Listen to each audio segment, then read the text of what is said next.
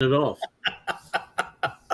You're the one backtracking from this morning. Like, See, oh yeah, I wear a dress, no problem. Don't make it about me. Said, oh, okay, we'll do it for what's it's all called. about you. Don't make it about me. Whoa. Don't make it about me. Tomorrow it's all about you. Nothing to do with me. We'll deal with it in July. Till June. Tomorrow is you. It's all you, baby. Well, you got 2 weeks to buy your Temu dress. Alice got plenty of dresses here. I'm sure I could match something that will fit me. So yeah, but they'll drag the floor. What? They'll drag the floor though. I've never been in drag anyway.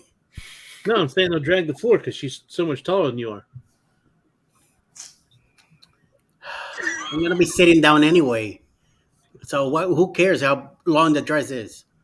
Could be a foot longer than me and still be okay because I'm sitting down.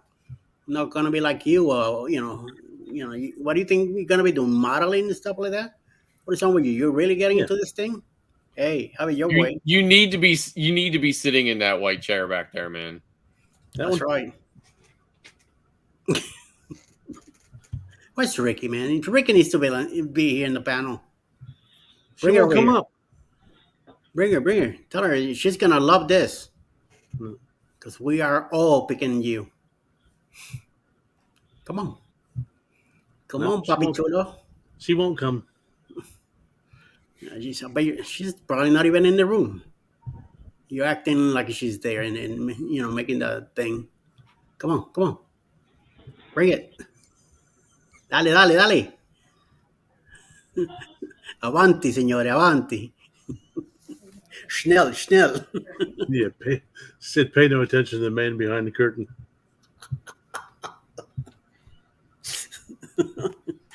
Oh my. Oh, hey, Hasselbeck is here. How you doing? Peace and love. That's right. What's going on? I don't want to see at least one full shot view. Oh, okay. Oh.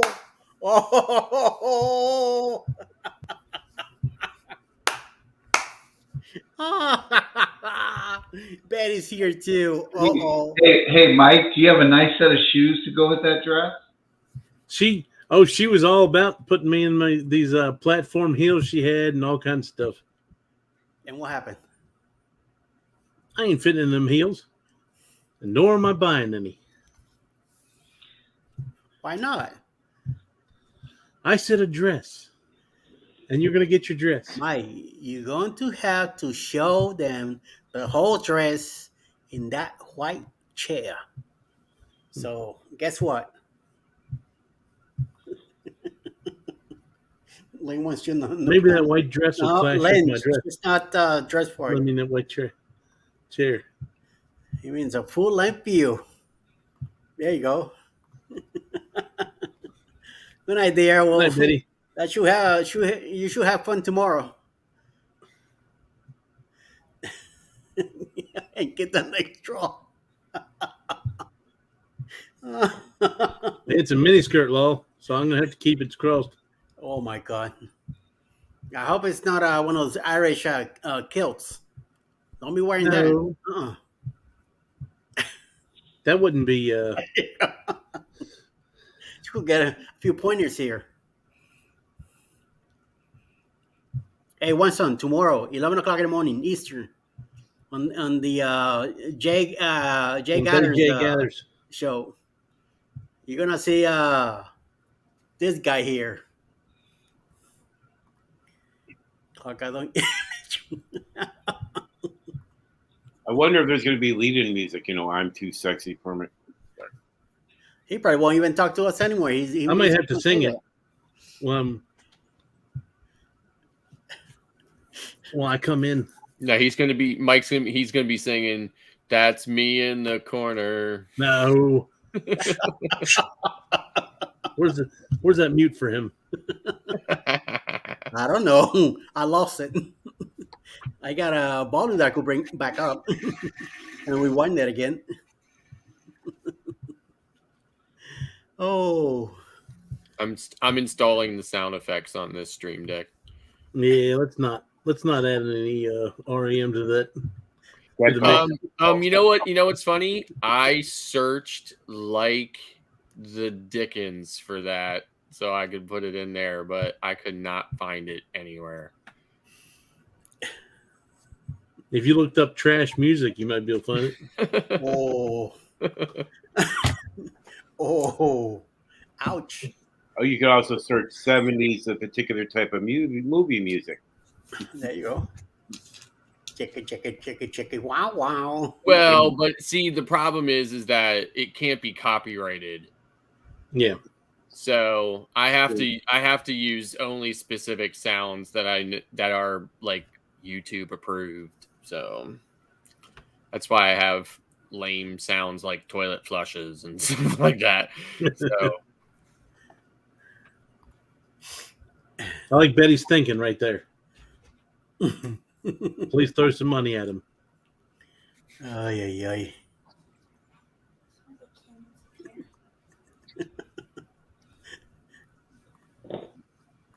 I mean, I think you would probably sell your mother if you got the right amount. Knowing you. Depends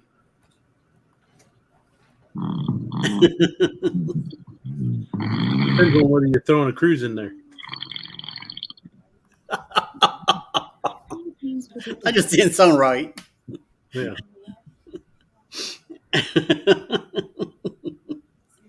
I just didn't sound right. Sounded like you were snoring and then he peed himself.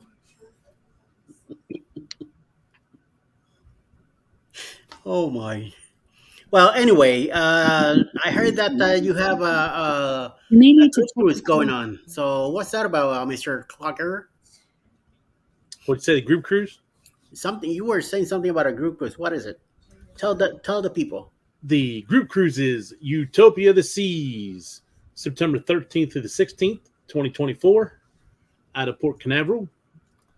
The man right down below me is running it. It's I guess sponsored by my channel.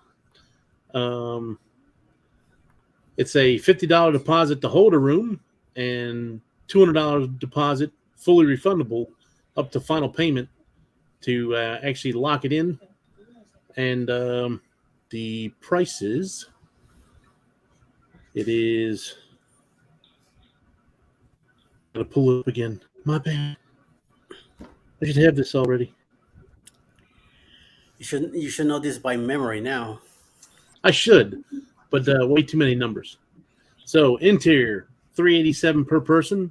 After taxes and port charges, it's $976.54 for two people. Ocean view is $474 per person. With taxes and port charges, it's $1150.54 for two people. Ocean view balcony is $561 per person. With taxes and port charges, it's $1324.54. So, and if you're wanting to do a longer trip, we are actually doing a set back to back. So we're going to be doing the 3-night and then the 4-night afterwards. So if you're interested, let me know. Let Bruce know. There is a Facebook page. It is Utopia of the Seas, September 13th to the 16th group cruise. And you just got to, I put it on private now so that we didn't get any people that we shouldn't be getting in there. And just ask for a invite or allow access, and we'll let you in. All right. Mr. Mikevanschaick, would you like to talk about another group cruise that is happening? What's that? Would you like to talk about another group cruise that is happening in October 2024? Yes, the Secret Booze Cruise 2024. It's going out of Key West, Montego Bay, Grand Cayman. Bruce is actually booking all the things. I'm not sure how many cabins are left, but hope you all come to join us. It's going to be in Carnival of Paradise. Yes, there you go. And is there a Facebook group? Yes, there is. It's the Secret Booze Cruise 2.0. Thank you very much. And you and Rheanna from Mike and Rheanna Adventures are managing that group. So please be well invited to it. If you wanna come over and check it out, please do so and be part of it. So that you got two group quizzes to look at for October and the one in September. So either one that you would like to go to, let us know and contact Mr. Bruce here for either one. So be a nice deal. So if you want to do the back to back, it's great too with the new ship that is coming out from Royal Caribbean, and us will be in the Carnival Paradise, a little older ship but smaller, and it be more of us, more room for us for the group that we're gonna go. So it should be happening. Should be nice. Um, hey Ross, how you doing? Rock and Roll Group 2025. Would you like to say anything about it, Mr. Ross? It's early on, but I've decided I am definitely going to do a group cruise in 2025 that will feature 4 rock and roll tribute bands. One that has confirmed already is going to be a Who tribute. I'm working on a Pink Floyd tribute. I'm working on a Rolling Stones tribute and possibly a Pretenders tribute. Nice. I'm thinking I might either do it on Royal or Celebrity, and if Celebrity, probably on one of the Apex classes. Talk to some people I know over at Celebrity, and they would be willing to work with us, depending what time of year it is, to allow us to use the rooftop garden for the concert. Yeah. Cool. And it will be probably what, out of South Florida?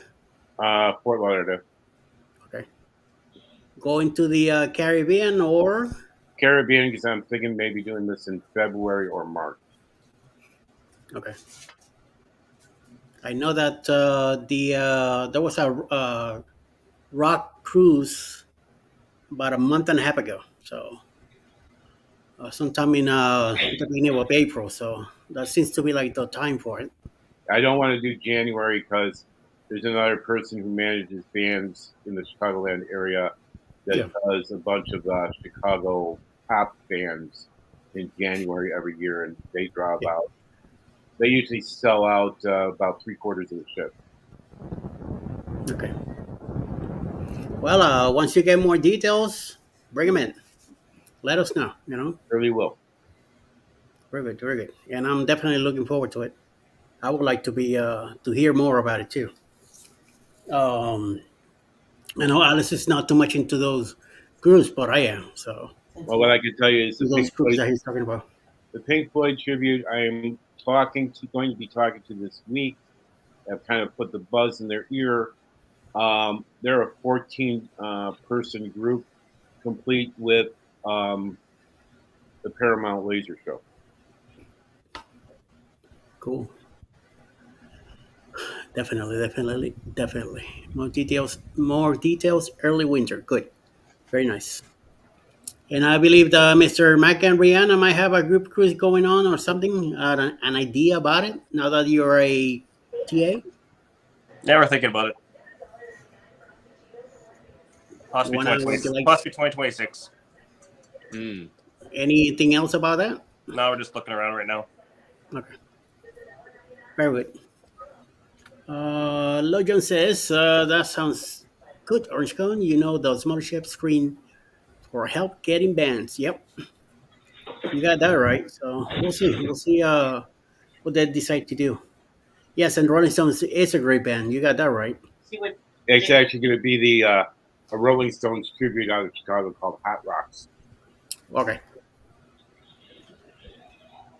Hi, Cheryl. I sent Jeremy the link if he wants to come in. It's up to him, No worries. But if he wants to come in, already send the link. So up there living the city life. I know that Cheryl is really enjoying the cooler weather. Oh yeah. from what they were dealing with in Texas. Yep. Yeah. Sad thing is, they have to go back. Yeah, Hey, I think they can have the cooler weather. I hate it. I've lived here my whole life, and I don't know how I've survived. 'Cause I love You the hate cooler the weather. I 60s? just can deal with it because of my bones. Yeah, You know. Just I'll take the one of the 60s every reasons why I day. take many cruises. you post it. Ooh. Yep. Oh man. Oh well. Oh, 52 minutes. That's it. That's all we chat about. Coño. I thought you're talking about your dress tomorrow was gonna be nicer, but you seem to be giving up already, Clocky. Giving up. I think I at this got- point everybody knows. We beat that one to death last night, didn't we? Yep, big Yeah. time, big time. I just got an email from the Who band, Ooh, and they said if the cruise ship will work with them and allow us to use the main theater, they will do a full theatrical production of Tommy. oh, nice. So I think Alice might have missed that entire conversation about subways and trains. Oh, no, we talked to them this morning. I did. Oh, that's right. You kind of. Oh, wait a minute. There we go. We could have them talk about it now then. Ross, that's a great thing. If that happened, that'd be sweet. yeah, I That hope would be they can have- extremely sweet. Yes. they've done it out here at the Arcada Theater and sold the house out Yes. a few different times, and they've also done it at the Chicago Theater. Nice. Jeremy, why are you doing that to me? Okay, so we got stories, right? We walked to the market, the Amish market, over on 9th Ave in between 49th and 50th. Okay, we were walking back, and all of a sudden I see our grandson do a real fast sidestep, right? And so I stop in my tracks. I look ahead. It's like, okay, what danger lies ahead? Baby takes off running. Okay, she cuts between the grandkids and just and takes off.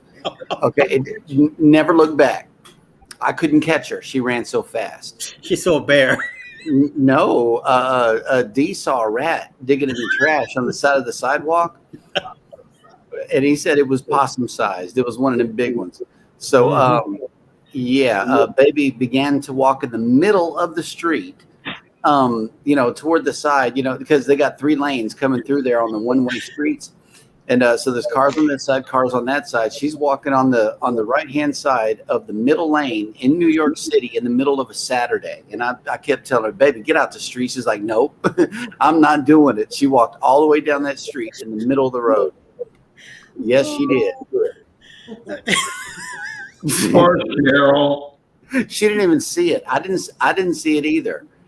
But all she had to hear was the word rat, and she took off. It was tragic, to say the very least. She said her life flashed before her eyes. Yeah. But that Amish market, that was a nice place. I loved it. That Bucky? They had all fresh everything. Oh man. That's the Caddyshack. groundhog. Embarkation Nation has a comment in the chat. Those rats are the size of cats. Well, I've seen some nasty ones in Virginia before. This one made big sounds in the trash. Yeah. I've seen one eat a hole in the side of the trash can that big. You've seen one eat a hole in the side of the trash can about this big. Yeah. Oh, she said, let's not talk about it anymore. Nope, this is the rat discussion. What's going on, Sean? Okay. Scott. Yeah. the number to the host agency is the one you give your clients in the event that you go on vacation, correct? No, No, Uh-oh. no. no. My host does not do any booking administration for me. Okay, who should? I do. You do. Okay. I am accessible to my clients even when I'm in the middle of the North Atlantic. Mm. Do you do that with the international plan, or do you give them Yeah. all your social? No, so I have a telephone PBX system that I set up because I spent a gazillion years in IT. Mm-hmm. So I have an app on my phone that my phone just gets set up as part of the Ring. It's an extension of my PBX, and it's part of the Ring group. So when anybody calls my travel line,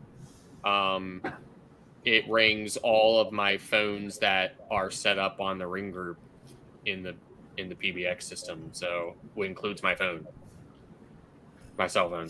Is it Ring Central?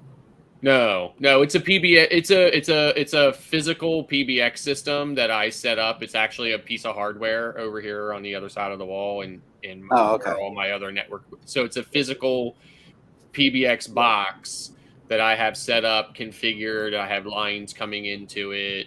You know, I have the whole 9 yards, IVRs and everything else. But you know, it's just stuff that I know how to do because I spent so many years in IT. So, Right. so yeah, so I just have all that set up. So my cell phone is part of my Ring group. So when I make a phone call to a client from my cell phone, no matter where I am, it looks like it's coming from my travel line, not my cell phone number. So they never have my cell phone number. Mm. They always, so it's like, you know, they leave a phone, you know, if they leave a message in after hours mailbox, you know, it comes to my phone and stuff like that. So We lost him. We done lost him. Jeremy.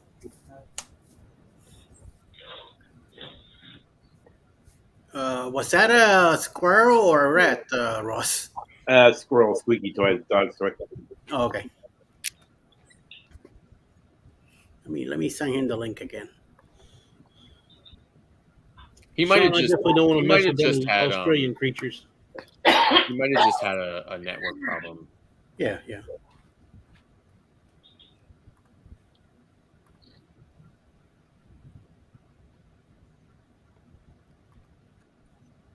Oh, here is that one.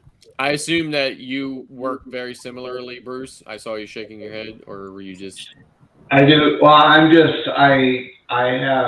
we have a pretty good international with my phone, Yeah, but I'm available to my clients 24/7.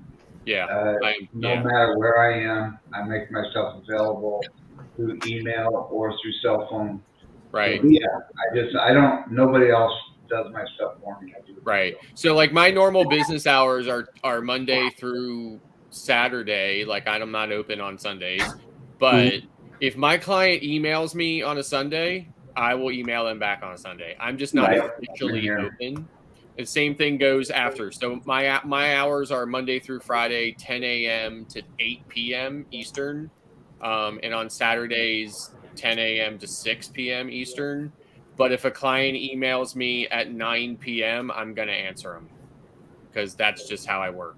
So, so yeah, but I have an international plan. So like, obviously my phone works, like it works as part of my domestic plan in Canada and Mexico, right? As well as 29 additional Latin American countries. So basically all of Central America, most of South America, it's all part of my plan. If I'm anywhere other than those 29 Latin American countries or Canada, then I pay $10 a day for unlimited data and calls and texts. Basically, I use my unlimited domestic package internationally in any other 210 countries on the planet for $10 a day unlimited up to 20 days a month. Mhm. After I would use it 20 days in 1 month, the additional 10 to 11 days in that month would be free. So, because they will not charge me more than $200 Right. for a total month.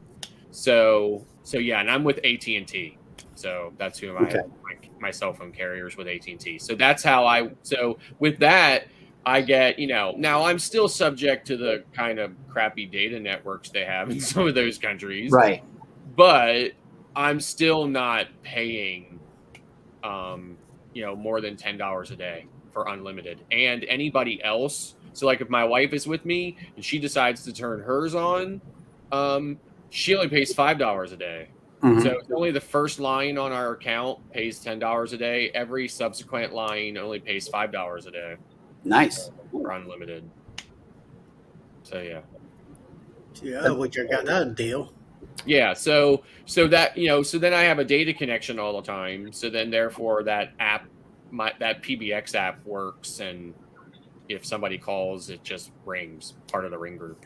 So Okay. I think I'm gonna end up going with Google Voice as an alternate number to reach me because it will work off of the internet. yeah.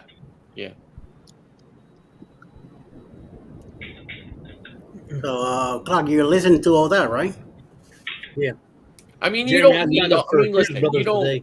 you don't need all of that. That's just how I do it. Just because I did it that way, just because for me, I have the knowledge and experience of setting that up.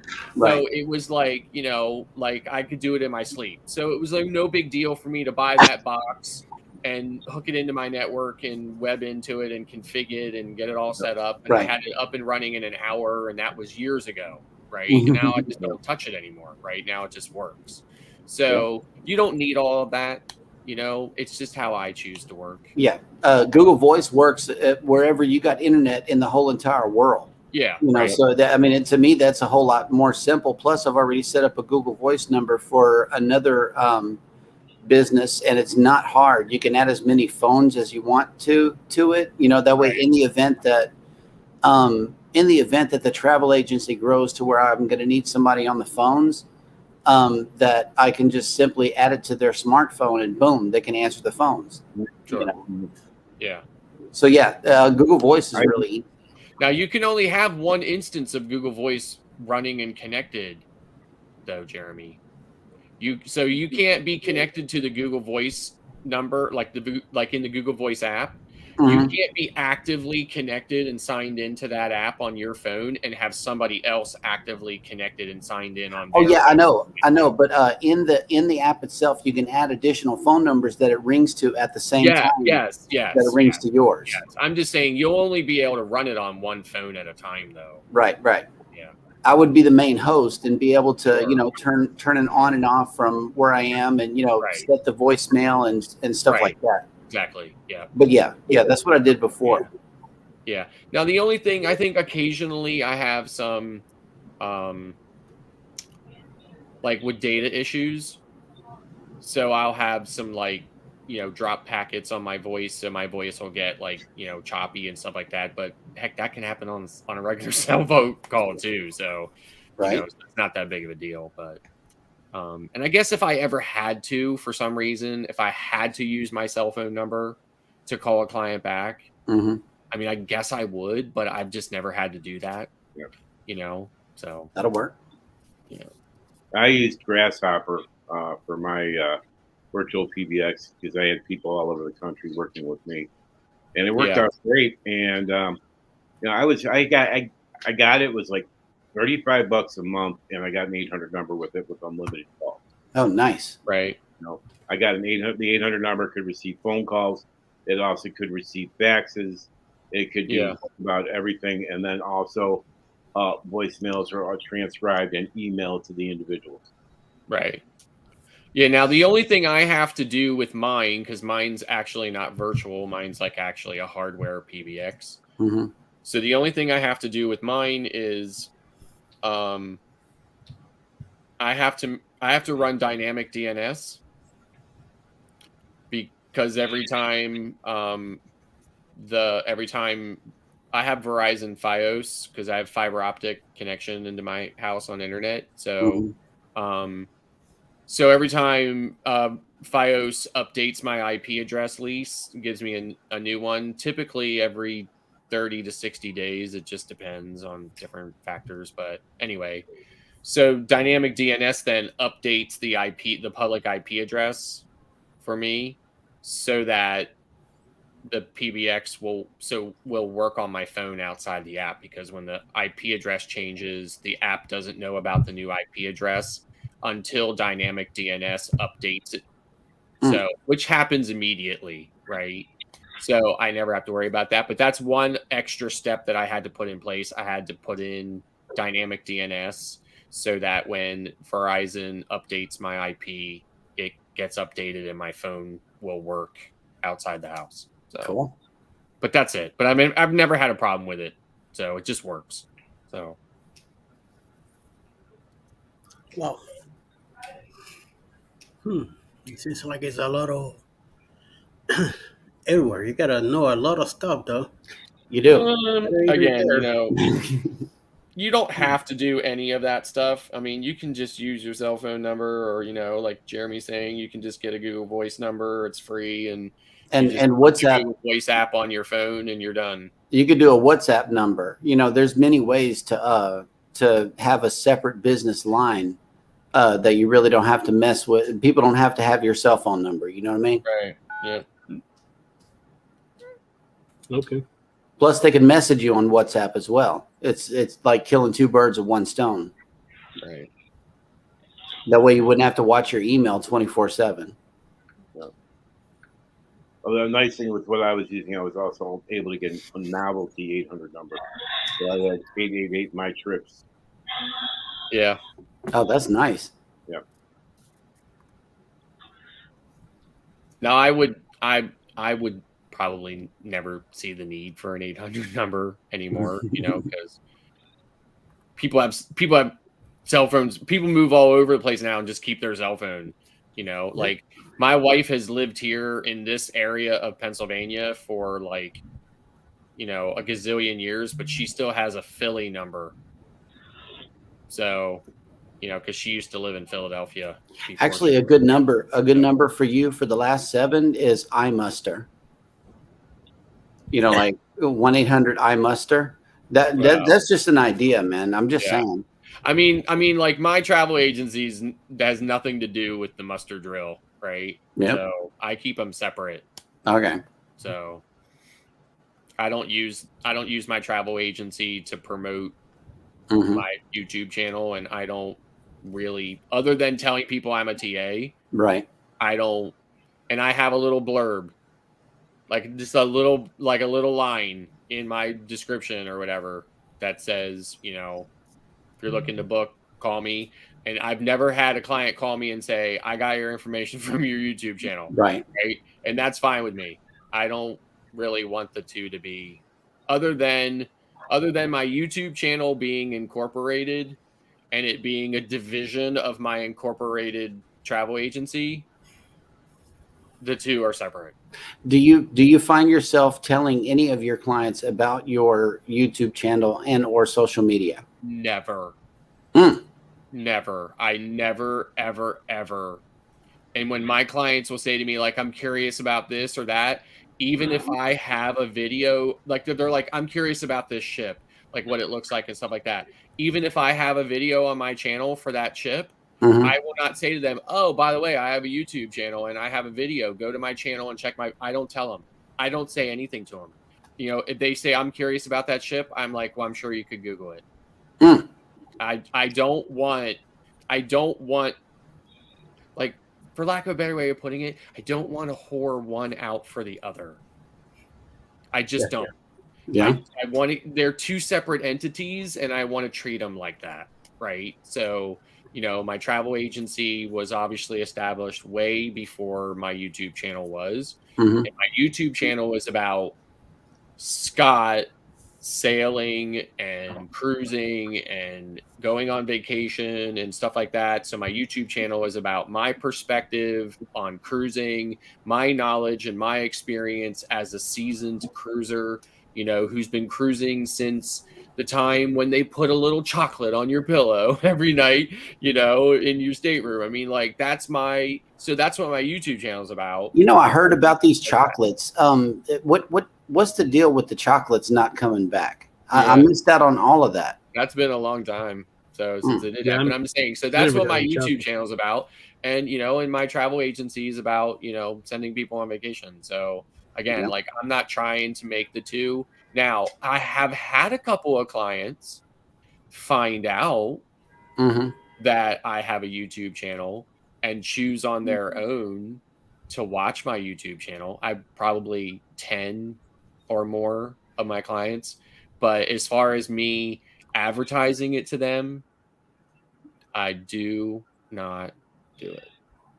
So Eddie and the 6 TAs. That's what Law Jones just said. That's a good title for the show, Eddie. Yeah, that is funny. Wow. Funny. So Eddie and the TAs.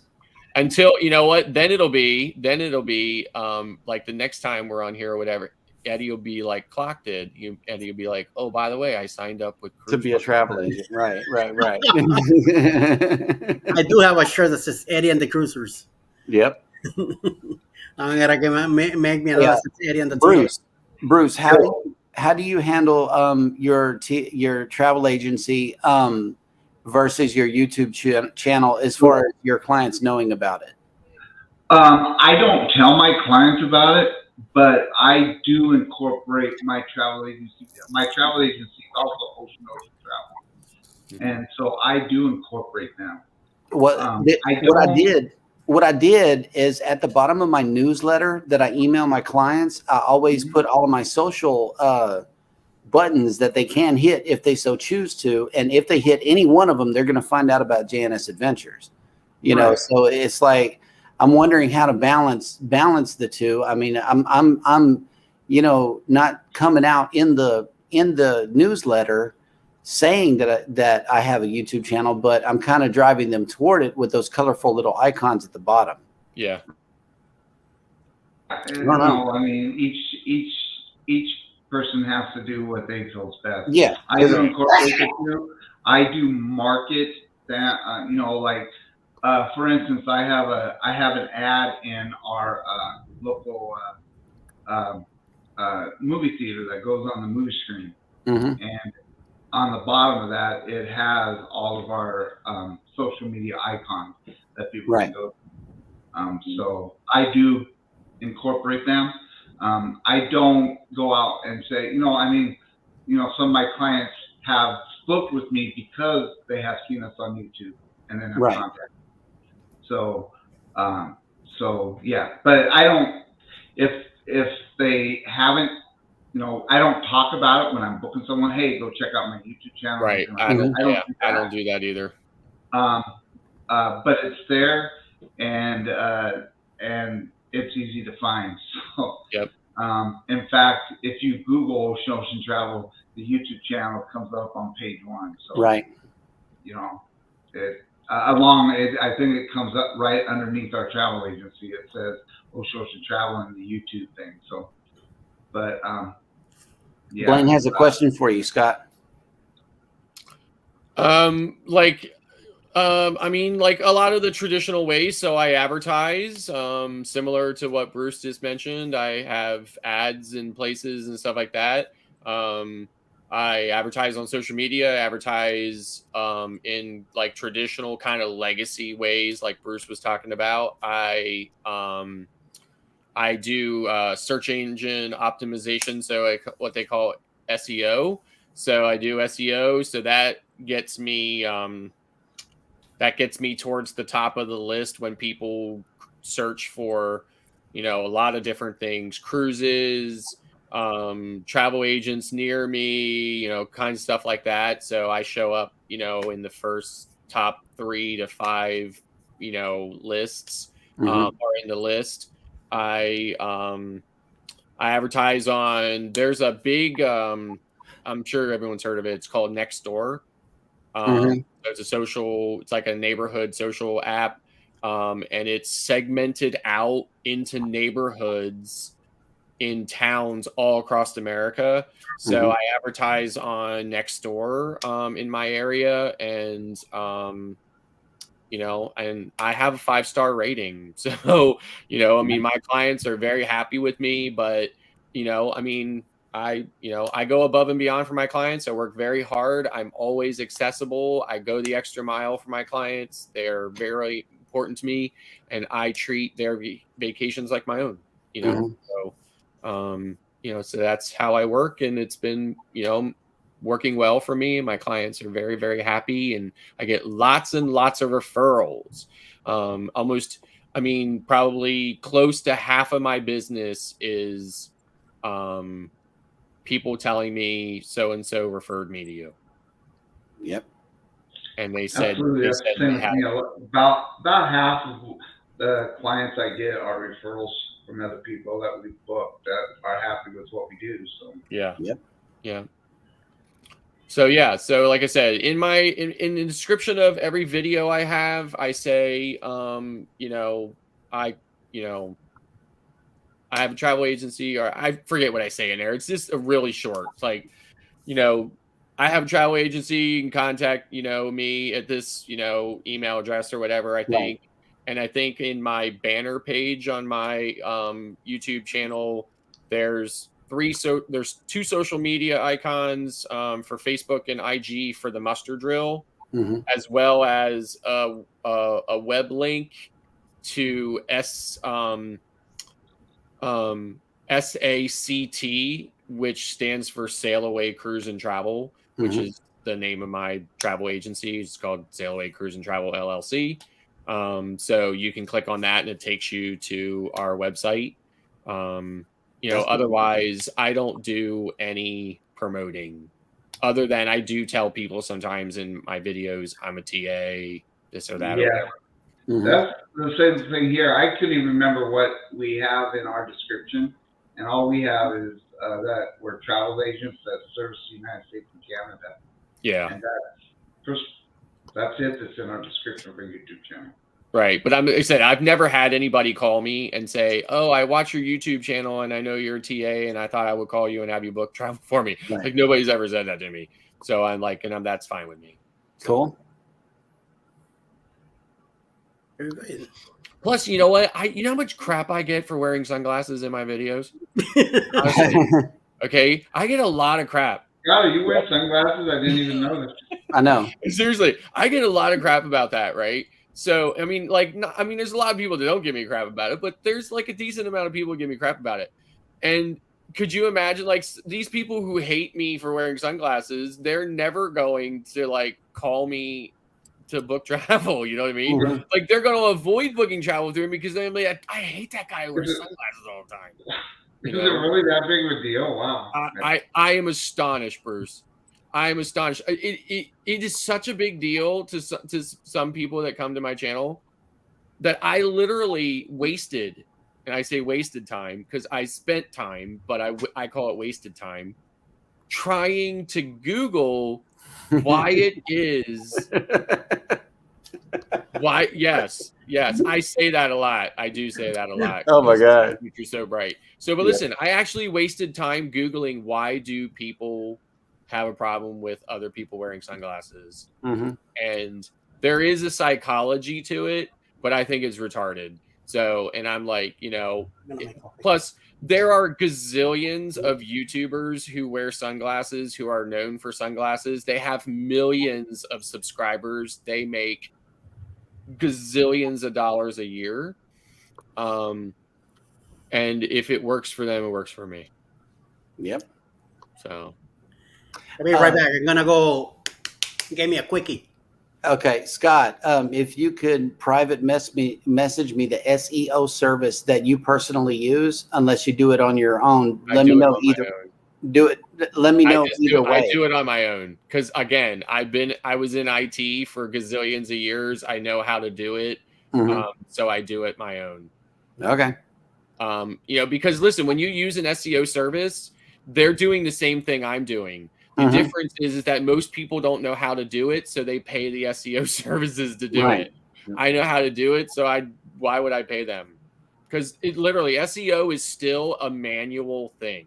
It is not an automated thing. It is not an AI thing. It is still a manual thing where people actually go in and update the links and update the code. And there is no kind of secret sauce to it. It is still very much a manual thing. You're just paying a service that pays people to sit there and constantly do it. Right. So I just do it. And that's how I end up, in it. And then when Google sends me the stats every month, and I can see what people are searching for and what got hits for me and what didn't.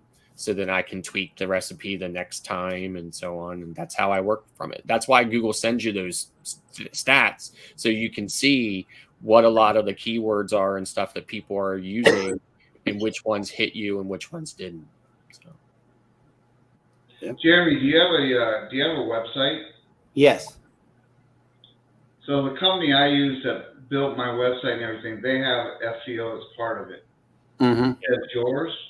I used Google Sites, and I pay Google domains for the annual domain name. That's about it. But I haven't noticed any SEO tools available in Google domains. There isn't.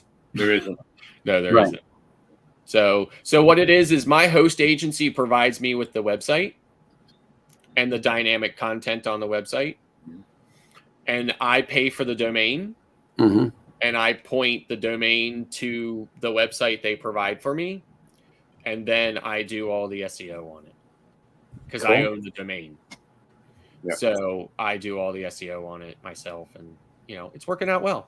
So, but again, it's just something I know how to do. It's easy for me to do because I know how to do it, and but a lot of people wouldn't. So. Yeah. Jeremy, if you need a company or anybody needs a company to do development and hosting, just let me know. I got a guy who's been doing it for years in the industry. Yeah, I mean, there's a lot of companies out there that do SEO. It's just expensive. Yeah. And the reason why it's expensive is because it's labor intensive. Because it's in high demand. Because it's not an automated thing. It's literally a physical person physically doing it all the time. And because of that, it's labor intensive, and that's why it's expensive. Yeah. So, and so like people call me, like I get these automated calls all the time. If you're the owner of the business, press 1 now before your Google listing is deleted. And I laugh about it, right?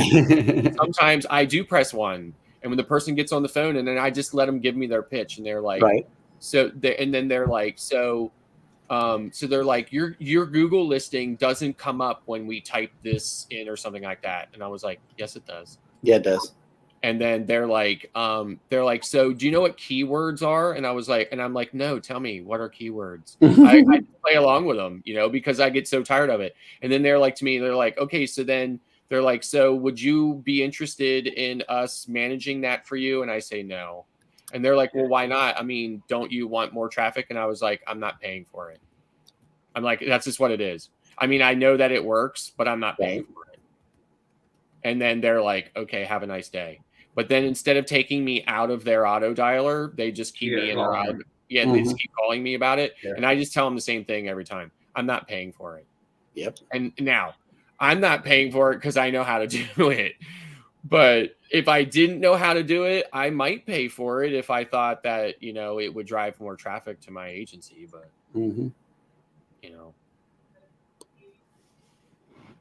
it's like anything else in business, You have high times and low times, and sometimes people are traveling, sometimes people aren't.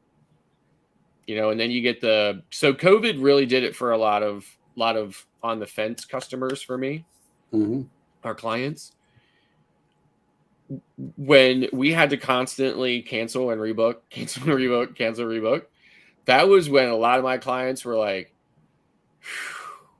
boy, are we glad we're using a travel agent and we don't have to sit on that phone, every time. So that really kind of clinched a lot of them for me. And then they'll, of course, tell their friends, right? Hey, listen, during COVID, this was amazing because he just took care of everything for us and we didn't have to do anything. So, yeah.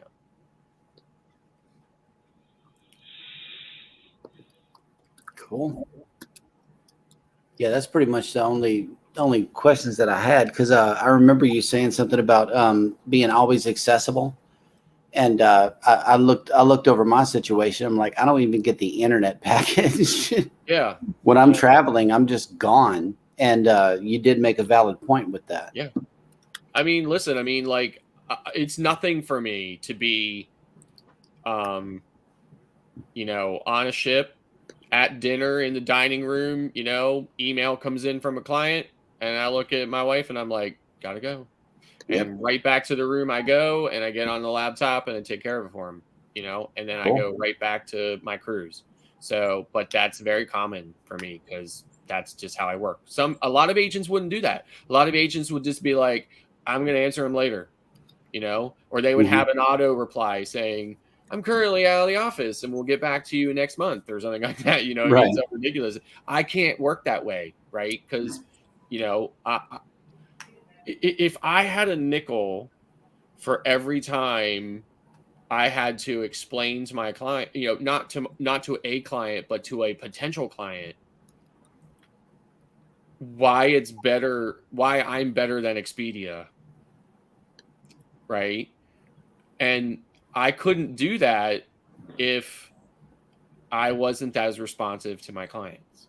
But I also want to be responsive to my clients because I don't want to be on vacation and have something go wrong or have a question about something. I don't want to have an upcoming vacation, you know, have a vacation coming up and not know something and need the answer. I don't want that for myself. I don't want my client to be like that either. So I want to be there for my client and you know, and between us, because we're all travel agents,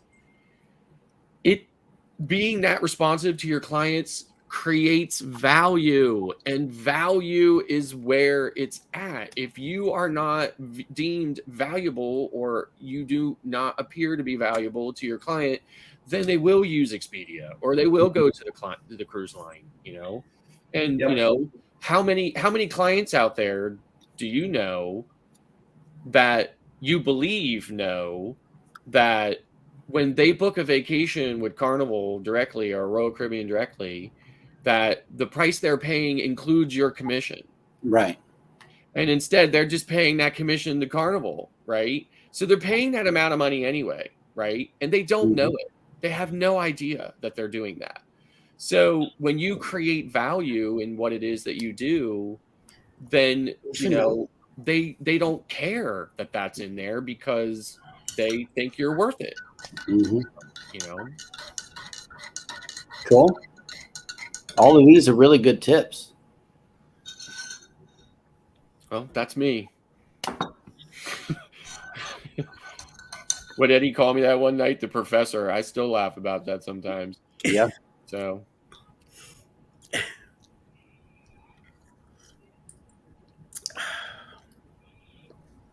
what are you going to do when you get back down there to the Inferno? Yeah, sweat. Yep, I'm gonna sweat. That's what I'm gonna do because that's the only thing to do. When I was watching your video and stuff, I forget, it was the one when you guys were just sitting there talking. I forget it was titled, but anyway. So when I was watching that, and you guys were talking about how you were wearing shorts and stuff and everything, and I was just like, I was thinking to myself, I got a great idea. Since I love the heat and you don't, okay, you come live here and I'll go live in Texas. You know, there's a lot of shoveling going on up there from what I understand. And the only reason why we use shovels in the South is to dig up earthworms or bury bodies. So I don't know, that seems like it kind of carries a spirit with it. So I don't know that I'll be using too many shovels anytime soon. Yeah, if I didn't have a snowblower, I would die. Yeah. With as much snow as we get a lot of times. I don't know, man. It seems like a whole lot of work just to go to the store. You know, you got to dig your way out, and then you can't get to the store sometimes, man. You honestly can't. You can't get to the store sometimes. You are stuck at home for days. That's right. So, well, you know, when it floods, it does that, but at least we know that the water is going somewhere. It's going to drain eventually. You know what I mean? With the snow, it's kind of like, well, whenever it goes away, I guess I can go somewhere. You know, that's like a really uneasy feeling. Mm-hmm. But Jeremy, there are warnings when a bad storm or something like that is coming. Mm-hmm. Yeah, we know when it's going to Yeah. happen. We know when it's going to happen, and then Be prepared everyone for it. runs to the store and buys egg, milk, bread, and for some reason, paper towels. Well, here's the thing, You though. go to the store, you can't get any paper towels. I'm like, what the hell? I mean, what the hell is there a run on paper towels for? But here's the thing. Whenever a hurricane is coming, we hear about it. Our house may get tore up. It may get flooded. But guess what? It's only about 2 weeks. You guys are snowed in for, what, months at a time? Well, maybe not months, but long periods of time, days, maybe a Okay. week. It depends. New York City, forget about it. Next day, you're on it. Next day, Yeah, Absolutely. in the city, because I mean, literally, you're there now, right? Imagine, like, okay, so like as like the city holds in heat in the summer, so it's always warmer in the city than it is in the outlining areas, right? Right. Same goes for like snow and stuff like that or whatever. I mean, obviously there's snow on the ground then in the winter, but it kind of shields the urban canyon, Mhm. kind of like shields, from a lot of that stuff, right? Where I live, you can easily wait 2 or 3 days to get out. I'm in the Midwest, so here we got snow. Yeah. I'm used to it all my life, and I just feel sorry for the people up in Minnesota that left. That live up there, because most of them came from Norway and ended up in a place that's just as messed up as where they left. Right. Now here's this interesting thing, right? So there's 2 lines that I know of, right? So one's in Florida and one is just south of me in northern Maryland. So like in Florida, when you get to about Daytona and down, there's a huge weather difference between about Daytona and down versus Daytona and up. And the same goes for like here, right? So in northern Maryland, around it's a town called Thurmont, Maryland. So around Thurmont, Maryland or so down, they literally get about 40% more sunlight than we do. Like the sunlight line is right around Thurmont. They get about 40. So south of that, they get about 40% more sunlight than what we do. And then they usually have, much less snow below that line and stuff as well. And it's a real it's a real determining line. So, so like down where Clock lives, I'm not saying he doesn't get snow and stuff down there, but he gets significantly less snow than what I do. We got 0 snow this year. Yeah. So there you go. We got get none. We get snow maybe every 7 years, but it never sticks. It's only a little bit where we can say, "Ooh, it's snowing," and then it's over. Yeah. Right. Like every 3 or 4 years, we'll get like a bad storm, like 2 feet, or it'd be like 2 feet, and then they'll have a couple other storms throughout the year that are like 4 or 5 inches or something like that. But then here lately, for the last 3 or 4 years, we haven't had anything, so we're definitely due. Law Jones says, "Hey Ross, we get both. We don't have to choose between heavy snow or wicked heat." That's right. I mean, and listen, and it gets plenty hot here too. Like in July and early August. I mean, we're pushing 100. Even New York City, there's 3 days of high heat, 90-day heat, and it gets disgusting. It got up to 80 today because the sun came out. Yeah.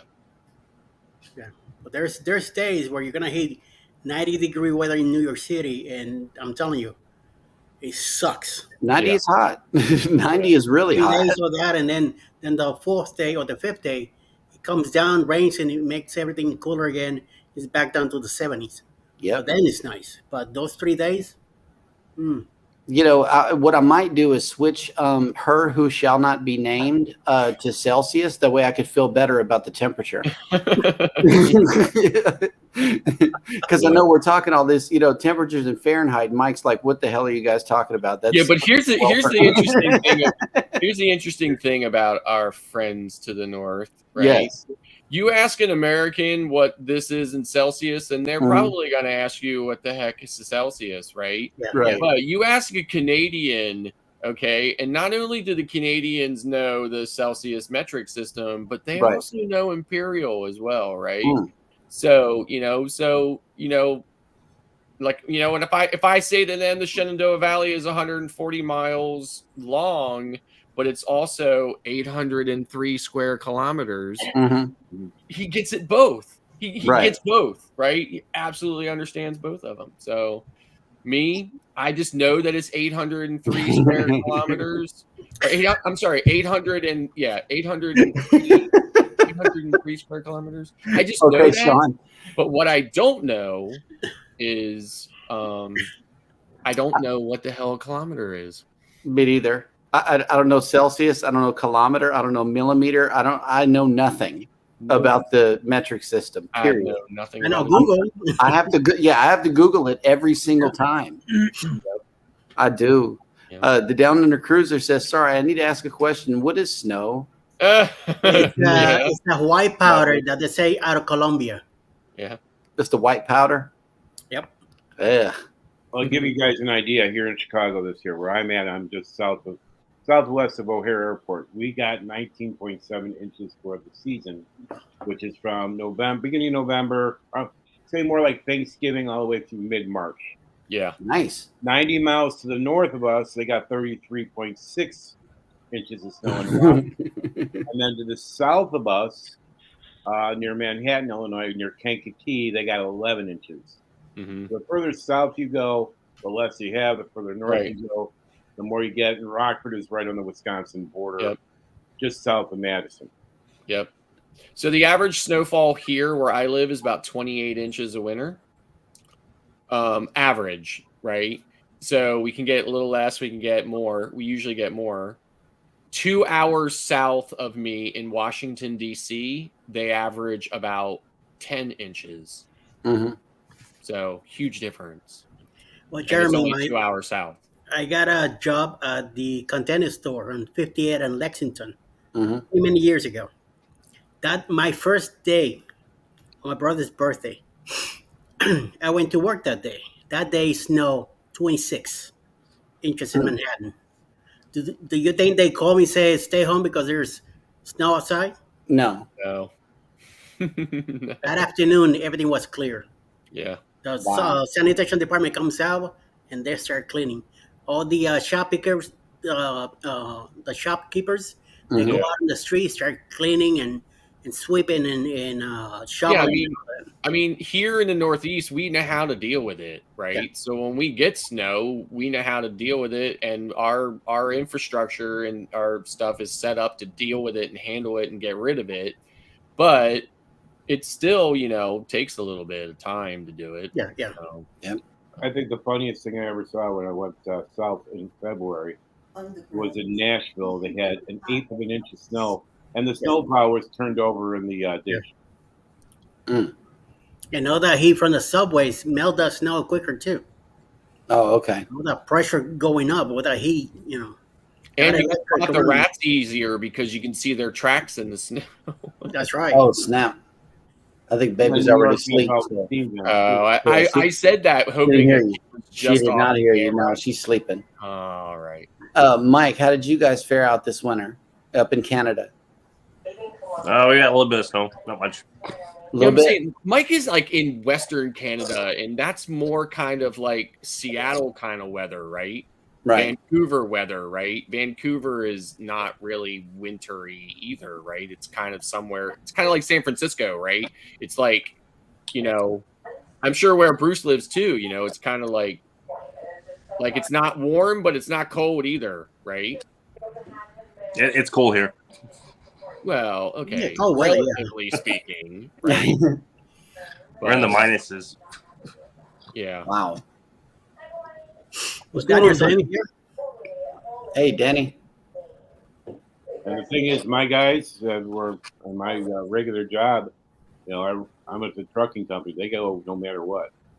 Yeah. Yep.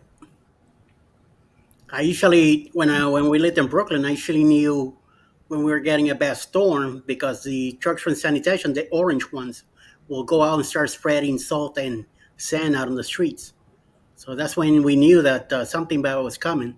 So we prepare ourselves. I will go to the grocery shop and pick up some extra stuff. I knew we were Well, so here's the thing. So I made this comment too in one of Jeremy and Cheryl's videos. I said, I'm so glad that they are appreciating, like not appreciating. Maybe I shouldn't have used. I think I did say appreciating, but maybe I shouldn't have said appreciating. I'm glad they're enjoying their time in New York. I'm glad that they're availing themselves of it, because I hear a lot of times, like people from the South don't necessarily appreciate places like New York City. Oh no, I love it like that, right? Yeah. And because it's very different, because it's a very different environment. Right? Yeah, but it's still city life. Yes, it is city life. I was in Houston. I was in Houston for a long time, and I've acclimated myself to public transportation. I know what it's like to have things within reach. Where you don't have to go far. No, I'm not talking about that, but I'm saying like there's no city like New York. No. Yeah.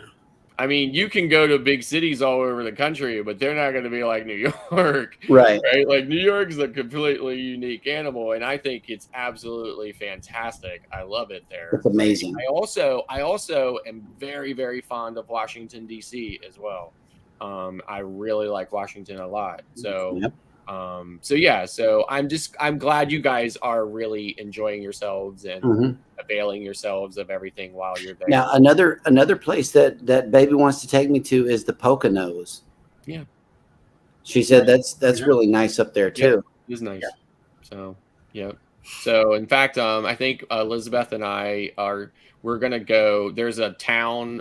There's a lot of towns in the Poconos that are kind of famous, or people go and visit. But one of the famous kind of well-known towns in the Poconos that a lot of people visit, that Beth and I are going to try to get to this summer, the town is called it's called Jim Thorpe, right? Oh my God. So we're probably going to go to Jim Thorpe for just a day or something like that or whatever. There's a lot of stuff to do there. One of the things to do is to take this open air train ride through the valley and stuff like that or whatever. It's really kind of cool. But that's up in the Poconos. So what do you do in negative 49 degrees Fahrenheit? How? You got to cover your. Yeah. You stay indoors. Yeah. Stay indoors. Yeah. I think the lowest it ever gets here is like -5, -10. Oh my God. So we get single digits for days and days at a time. So, We can go a week at a time with -20, -30 with the wind chills. We rarely get below 20. So when I first found out the name of the town that Mike lives in, I was cracking up, right? Because I thought only Pennsylvania had weird town names, right? Yep. So because I don't know if you know this, Mike, but obviously we have this town called Jim Thorpe in Pennsylvania, right? But closer to where I live in Pennsylvania, we have a couple of towns that's in Pennsylvania Dutch country, so in the Amish country. One town is called Intercourse. So there's Intercourse, Pennsylvania. Another town. I wonder what the founders were doing whenever they named the city. Yeah, so one's called Intercourse. Another town is called Blue Ball, in Pennsylvania. Then there's another town. You got Paradise up there too. Yep, then there's Paradise, Pennsylvania. Yep. What a false advertisement that is. Yeah, exactly. Right. So we have some really weird real weird. And then up in northern Pennsylvania, up towards the Poconos, there's a town up there called Snowshoe. Been there. So Snowshoe, Pennsylvania. So I was not at all taken back by the name Medicine Hat for a town. But I was kind of like, isn't that interesting? I thought I lived in the land of weird town names. Here's a weird town name for you. Here in Texas, we have one called Cut and Shoot. That's pretty cut and dry right there. I mean, you can't get no plainer than that. You're either going to get stabbed or shot. Cut and Shoot, and it's not that far from Houston. And up in Michigan, they got Climax, Michigan. Yeah. Nice. And then out here in Illinois, we got two towns next to it. One is called Plano, the next one's called Sandwich. So when you go into the two towns, you get a Plano sandwich. There's that one police car from my wife going to Massachusetts, and their town is Sandwich, Massachusetts. Yeah. So the police is Sandwich Police.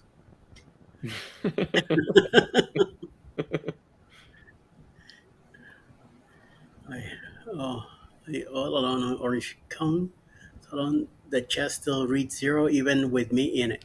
Why? Okay. I don't get it, but okay. Oh my, oh my, oh my. My account is weird. I worked in Plano, Texas. Did a baby service there many, many, many years ago. We're there for what? About 3 weeks, 3 or 4 weeks. We were there. I like the city. It was very nice. Quiet compared to Dallas. Mm-hmm. Nicer place. But have to hop back in that plane and get out of there and go back to my town. I've only been to 38 states, and Texas is not one of them. So You won't miss it. It's Yeah. really We'll get it big. next year. yeah. Oh, I forgot about a weird town name in Wisconsin. It's called Spread Eagle. Oh my lord! I'm serious. Nice. Dead serious. Yeah. And then there's Rough and Ready, California. Well, and here's the thing too, right? The last place you'd expect a town to be called Intercourse is in Amish country, but Right. but that's where it is. So right It there in doesn't- Lancaster County. Doesn't Pennsylvania have a town called Reamstown? What called what? Reamstown. Yes, there is Reamstown. Reamstown is actually down near York. Yeah. So which is about 30 minutes south of me. So I worked in York also. yeah. I think another one in that part of the country, Virginia, I think it's Tight Squeeze. I never heard of that one. Yeah. So And Eddie, down by you, got Cumming, Georgia. Yep. North of us. oh, and we have there's another town name in I can't believe I forgot about this one. So there's another town name in Amish country in Lancaster County. The actual name of the town is called Bird in Hand. So Bird in Hand. I heard that name before. Yeah. Yeah. That's Wow. cute. It's worth two in the bush. What's that? Yeah, we're two in the Worth bush. two Yeah. in the bush. Yeah, exactly. So yeah. And then where Clock lives, they have weird town names too, like Baltimore, Annapolis, Yeah. Ocean City, Yep. Kent Island. Ocean City, Maryland, Ocean City, Delaware. Just run right down the line. So hey, Clock, how far are you from Annapolis? 45 minutes. We might be coming out there in early October because my wife is supposed to be going out there for a national training for Oh, I mean, it's national it's DOT. easy. Yeah. I'll meet up with you if you come out here. Trying See, to I want the decide cruise right- lines to build a terminal in Annapolis so that they can get big ships in there instead of these tiny little ships. I honestly don't know what they're going to do when those ships have finally run their lifespan and they have to junk them. Honestly, they're going to have to build a whole new class of ship that's deliberately small to get into ports like Baltimore and stuff because of those bridges. Yeah. My previous They're gonna have to company, build a terminal in Annapolis. was located in a town in Washington called Hump Tulips. Come to us. Hump Well, Tulips. Ross, I live about a half an hour from Hump Tulips. Really? Ah, I'm in Ocean Shores. okay. Yeah, right around the corner. Yeah. Well, when I'm out in Seattle next year, we're definitely taking a trip over to, I think the town's called Des Moines. Des Moines? Yeah. We're going to, got the name of the fish place over there that it's so well known. But we're going there. What Yeah, state? Des Moines. That's real close to SeaTac in that whole area. Yeah. Yeah, there's a I think there's a Des Moines, Idaho too. and Des Moines, Iowa. But there's I forgot the name, but I have to look it up. But there's a famous fish and chips place out there. Jennifer said there's one in California called Rough and Ready. Yep. Yep. I just looked it up. There's 4 Galvestons. And there's a whole bunch of Brooklyns too. Yeah. Different states. And then like down between Baltimore and Annapolis, there's a town called Brooklyn Park. Yep. And where the police thing happened in Minnesota, it's another place called like that, Brooklyn Park, I think it is. Yeah. Brooklyn Park. Yeah. Suburban Minneapolis. Mhm. Well, the place that we're going to in Des Moines is called Wally's Chowder House. Wally Shot House. Chowder. Chowder. Sounds good. Out there, they West call it Coast got it. chowder. If you're ever in Connecticut, go to a town called Noank, and there is a lobster house there called Abbott's in the Rough, and it's right on Long Island Sound, and it's the most amazing place I've ever been. So, When I lived in Providence, I used to go up to Faneuil Hall in Boston and get a full lobster dinner for 2 lobsters and a full clam bake for like $9. But that was like now so you like $30 for it. the only thing my wife doesn't like about it is my wife's a big clam chowder fan, but in Connecticut they have there's 3 types of clam chowder, but other than the Manhattan stuff that people don't really consider clam chowder, but there's like a cream-based clam chowder and there's a broth-based clam chowder, right? So that's the only difference between the two is like one's like a creamy one and one's like a broth one. And in Connecticut, they serve the broth kind, and my wife hates it, so she never gets it. So. They had the broth kind on the Carnival Dream when we were on there, and that stuff was pretty good. Hi, Rheanna. Hello. Yeah, I don't mind it, but Beth hates it. So I gotta have the cream one. I can't do the broth. yeah, but then like when it comes to the rolls, I actually like Connecticut roll more than I like a Maine roll, because like Connecticut roll is hot with butter on the bread, like on the bun, and the other one is cold with mayonnaise and stuff, right? Yeah. Don't really dig that. Yeah, not as much. So I think the mayonnaise ruins the taste of a lobster. yeah, I think so too. So yeah, and there's actually a place in Inner Harbor, Baltimore's Inner Harbor, that actually serves Connecticut roll.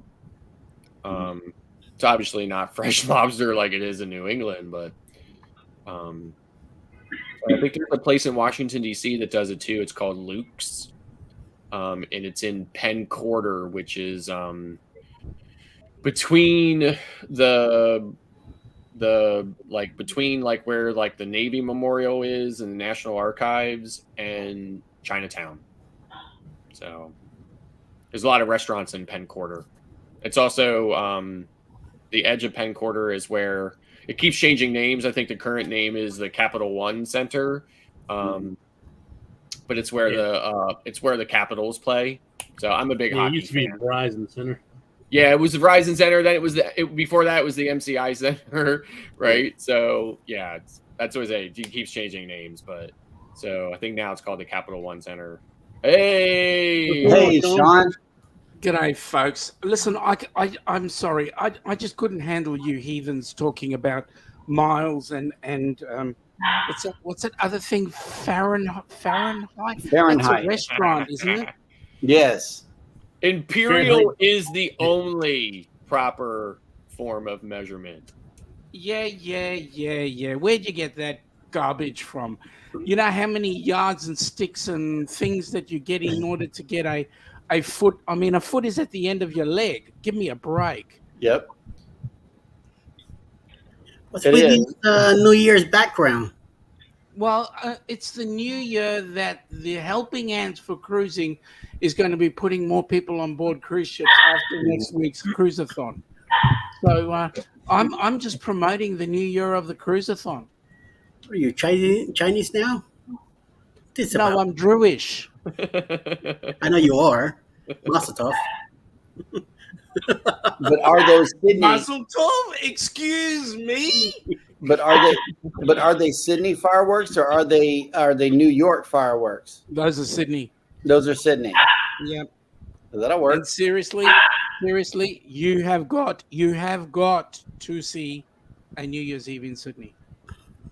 It's amazing. So, you meaning something about a cruise around that time? What was that? Yep. Well, there's this. Well, we know there's going to be the best cruise in the entire world on January the 2nd, 2025, which will be on no less than the Celebrity Edge. See, here's the thing. January 30th, you pop into Sydney. You get accustomed. 31st, you get yourself a nice, comfortable spot. Fireworks brings in January the 1st. You recover. Then the next day, you're on the Celebrity Edge out of Sydney. Okay, now wait a minute. On your right-hand side of the ship will always dock nose into Circular Quay. So on the right-hand side, you're going to have Sydney Harbour Bridge. On your left-hand side, you're going to have the Sydney Opera House. So that would be starboard and port side, unless you have to reverse those for the southern hemisphere. No, and don't try that because the toilet just goes down, not around. Yeah, does it swirl counterclockwise? Yeah, does the water go this way? No, it just goes down. Anyway, Oh wow! The ship pulls back off the Pier.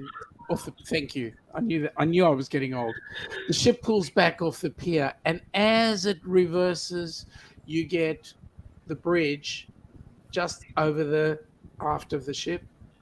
It then sails straight out towards Sydney Heads, out to the South Pacific. Now, I mean, what better thing to do than go on a cruise like that starts off like that? You could do something ridiculous like go on the Carnival Horizon to the South Caribbean. Oh, yeah, I've been on that one. No, but you could go on the Norwegian Encore to Alaska in 2025. Now, wait a minute. By the way, Yes, that's a Bruce. Helping Hands for Cruising cruise also. Bruce, you got to hang on a second. You've got to come on the Sydney cruise to get you ready for the Alaska cruise. Oh wow!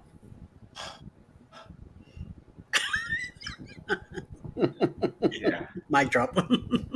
Right. Yeah, Sydney kind of. I don't know. Sydney might trump Alaska, Bruce. Yeah. Yeah. And- It's a 14-day versus a 7. What are the Gonna be more fares, cheap. Mr. Sean?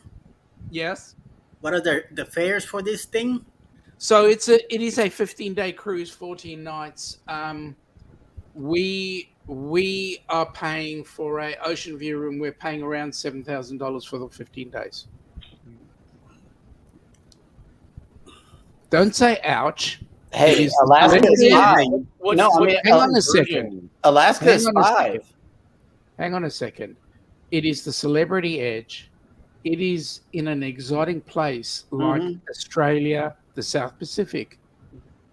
What more do you want? You get to see places like Fiji. And when we go to Fiji, Ilana is actually organizing a special excursion for members of our group because she lived there. Okay. So she's going to be taking us places that nobody would ever see normally. Nice. All right. So whilst it does sound like cheap coin, expensive coin, I can tell you that everything that's around it is going to be just unbelievable. I mean, let's face it, guys. Let's face it. For me to come and visit you for that Carnival Horizon cruise cost me the best part of 10 grand. Wow. Right. And that was just flights. That's the thing. The cruise sounds wonderful. Yeah. But the thing is, the airfare is gonna. Yeah. But the question I've got for you is this: when will you ever get back down under? Well, that looks so bad. Never. For all of us, for most of us, it's just a dream to get there, Sean.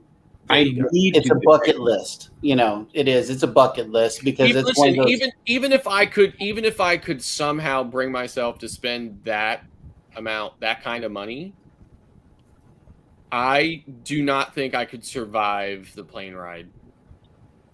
What are you talking about? They knock you out. Yeah, I would have to be knocked out. Like literally, I would have to be sedated because I could never stand being on a plane that long.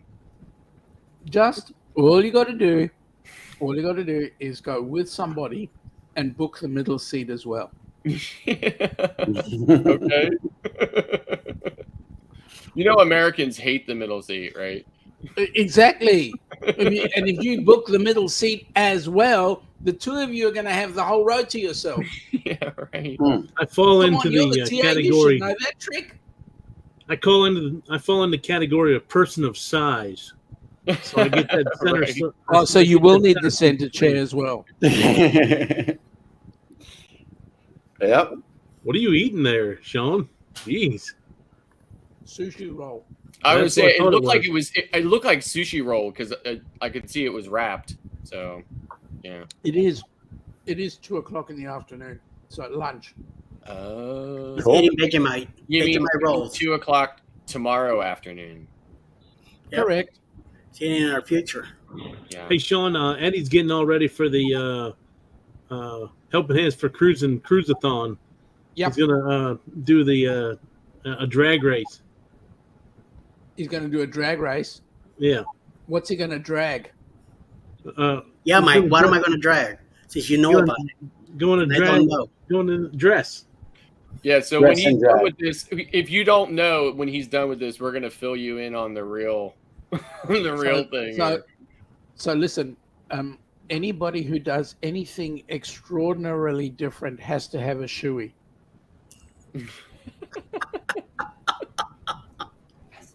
Has to have a shoey. Mm-hmm. Don't you know what a shoey is? No. Bless you. Clocky. Oh my God.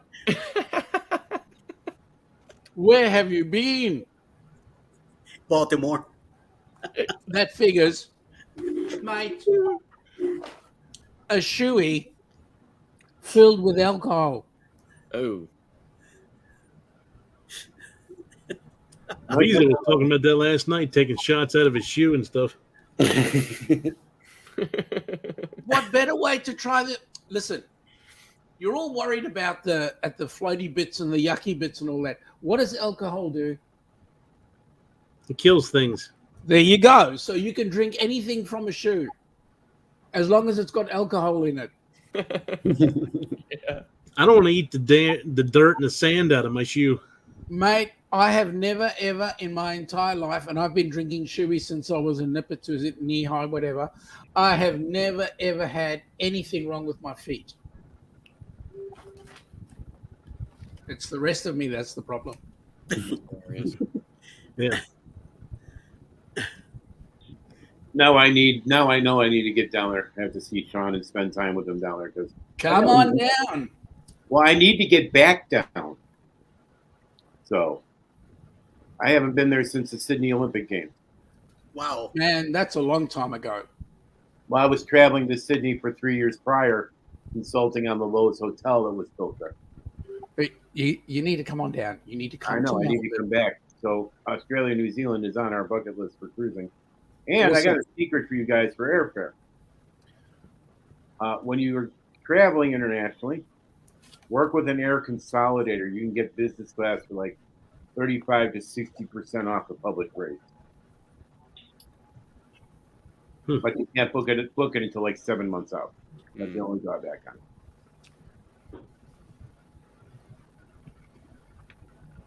Now, I see you've got Blaine in the chat. And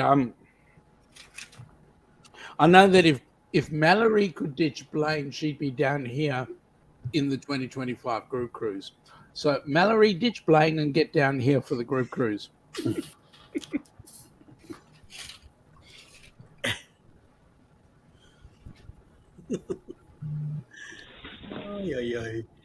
Hey, Mike. Yep. Not you, Clocky. Oh, sorry. I've got a question for you. What's up? Are you excited about your cruise? Very excited. When's your cruise?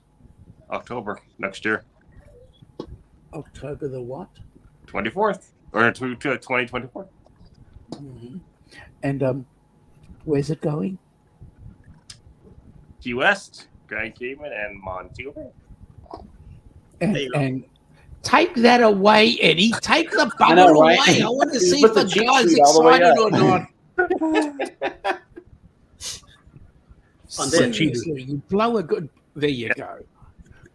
You blow a good plan. That was the. I was just saying that was the 2023 booze cruise, not the 24. Right. 24, right here. Boom. See, Eddie, you know how to destroy a good show. I mean, seriously. Yes. Who else is going on that cruise? Everybody. Yep. I'm not. I'm on it. I'm not. I'm Not yet. Sean, here's another group cruise you can get in on. Listen. These two are going too. Let me say this. Let me say this. If we would have won last night, I'd have booked all your cruises. But we didn't. Bloody $30 million. And we get to keep it all. Oh, wow. Nice. We don't pay taxes. Oh, Thursday we had 100 million up for grabs on our Powerball. Some dumb idiot in Sydney won it all on his own. Congratulations, bastard. That happens a lot in the U.S. where one person will win like 700 million. Yeah. And on top of that, they're like 75 years old. I'm like, like you're not even going to live more than a year or two. Right. Don't even get to enjoy it. Now, earlier on, you were talking about strange name places. Yes. The state that I live in has a lot of strange names. Well, Australia is the only country I know where some of the places repeat their name, like Wagga Wagga. Interesting. But then there's also places like Wheelabarraback, and then there's another one called Take a Truck Along. They're about 20 kilometers north and south of the Black Stump.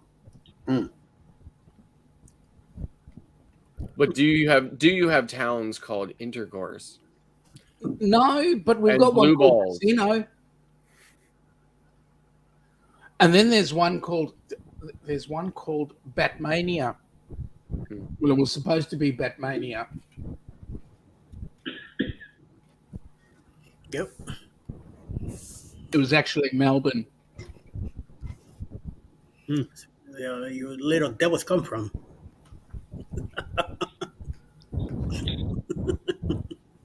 So I was on a shuttle bus one time with a couple from New Zealand, and they were headed to a celebrity ship in Miami, and I forget what ship I was headed to, but not the celebrity ship. And I had said to them, I was like, I bet this was a long plane ride for you to get there, to Florida to go on a cruise. And they said that they only cruise from Florida because they have cruised like Australia, New Zealand and stuff so much. They said they could not stand it anymore. They could not take going to the same places over and over again, and they had to have more variety in their cruising. So now they said they didn't think that they would ever sail down under ever again, and that all the cruises they would take would be from the US. And I thought, wow. Well, in actual fact, they're not wrong, because let's have a look. Australia and New Zealand make up the second largest cruising community in the world. The ships that we get are always hand-me-downs. More often than not. So You will go. I mean, for example, our first cruise was on the Golden Princess. Where's that ship? Sorry, can you tell me? Yeah, right. Okay, the second cruise we did out of here was called the Sun Princess. Oh, I'm yeah. sorry. I'm sorry. I need to ask the same question. Where's the ship? Right. So we're getting all the hand-me-downs, and Yeah. one of the things Carnival sent was the first thing they reclaimed from Costa, the Luminosa. Right. Right. So Australians, essentially, it's 14 or 15 nights. If you're doing anything shorter, it's on its way to. Mm-hmm. And at the end of the day, Aussies get tired of seeing the same stuff. Yeah. So why not do something out of the US? Right. On something that's newer. Right. Just so you know, the Sun Princess, they're reusing that name in Yes, their I know. newest, biggest ships they've ever built. They're going to be called Sphere class. Yeah, I know. And the first is going to be the Sun Princess. So the first Sphere class. The Golden Princess is now part of the P&O crew. Oh, okay. It's now called the Pacific Adventurer. I actually only ever saw one P&O ship ever, and it was last September. We were docked next to it in Nova Scotia. P&O, there's two companies, P&O UK and P&O Australia. Mm. P&O Australia currently has 4 ships. Pacific Dawn, Pacific Adventurer, Pacific something else, which was the old Island Princess, I believe. Gotcha. And one of its old, the Pacific Explorer. I think I said that. Yeah. Anyway, it has 4 ships, and they're all hand-me-downs from Princess. Mm-hmm. So I think Luminosa is a Spirit class ship. Mm-hmm. And there's still many Spirit class ships sailing in the U.S. So, but what are they doing? It's actually one of my favorite Carnival ships, to be honest with you. So I really like Spirit class a lot. Now I know when Bill from Warm Strong Adventures, he was on Luminosa, I guess, not long ago. Yep. And he was very disappointed in it. Mm-hmm. He did not like it at all. And the reason why he didn't like it was probably because he was expecting the Carnival treatment, and it still had a lot of the Costa designs. Yes, and I think he said he just was not impressed with it. Like he just was not impressed with how it was, like its decor, and he just wasn't happy with it at all. So. Interesting. Do we know whose mic is scratching against their shirt? I've been hearing it for a little while now. Not me. Does anybody else hear it? We hear it. I hear it. Oh, I know what it is. It's Clocky breathing very heavily. He's falling asleep. Look at him. Mine's muted. I know, but it's still you breathing very heavily. He's getting anxious for the morning show. He's trying to do not Voldemort, Darth Vader imitations. You know. Try asking for what and speak thought. Or just say random. Random. No, that was somebody's AI bot. What the? It sounded like Her Who Shall Not Be Named. Mm-hmm. What Voldemort is? What is Batman doing? What? I'm sitting here. I'm just saying. You getting called from the Gotham? You need to go solve some crime? You got Alexa working too? Hey. I think Blaine figured it out. Sounds like someone at Taco Bell. Is it taco or taki? Taco. Oh, sorry. So I don't know. It wasn't me. I didn't let out. Not now. So earlier I did, but not now. Was that you that ripped one yesterday? What? You're the one eating corn. I cannot tell a lie. Yesterday, that was Eddie. Yeah, that's what I figured. Dude, That was a good one I too. actually was thinking about that again today. I was like, I wonder who it was. No, if I gotta let it rip, I rip. I don't care. Either This is a someone passed This is a or sausage somebody- fest here, so I don't care. Either somebody passed it or was on a leather couch. That's right. So I am on the leather couch. So, huh? Alice says it's not leather, so I'm good. But again, if I'm gonna let it rip, I'll let it rip. I don't have a problem. And Alice says, See, there he goes. He has to go let.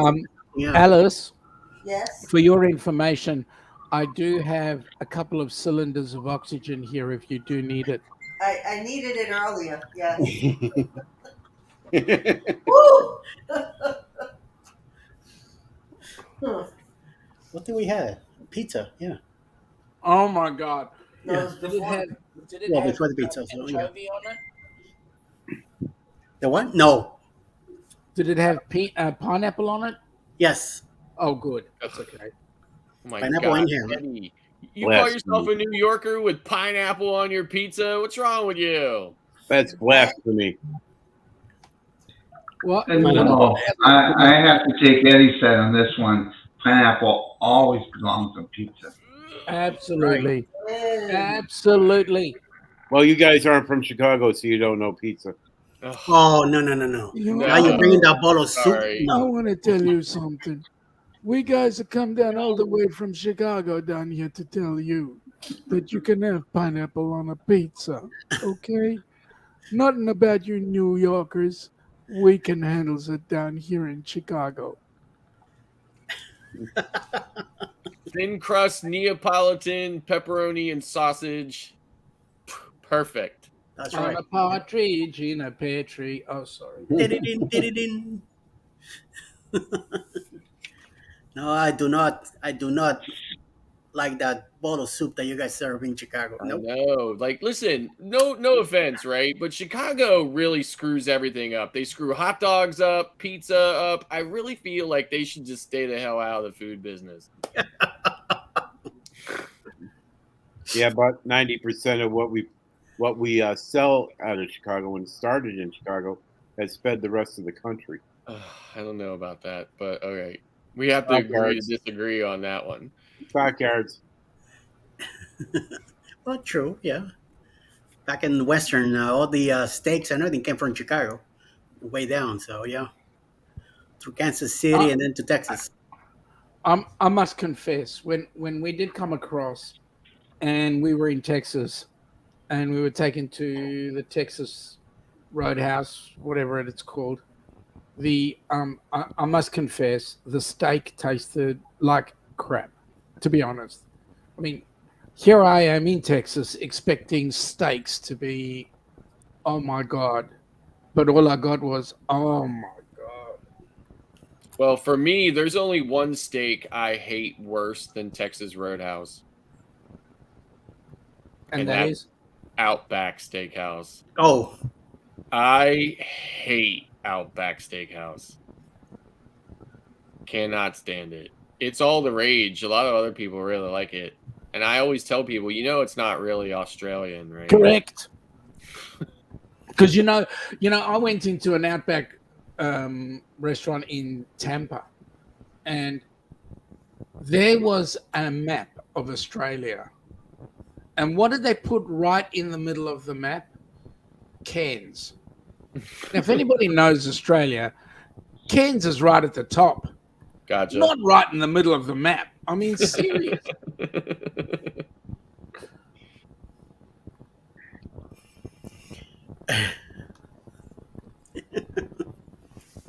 I don't know whether it's Jenny or it's Andrew, but they're saying that need to go to a Brazilian steakhouse.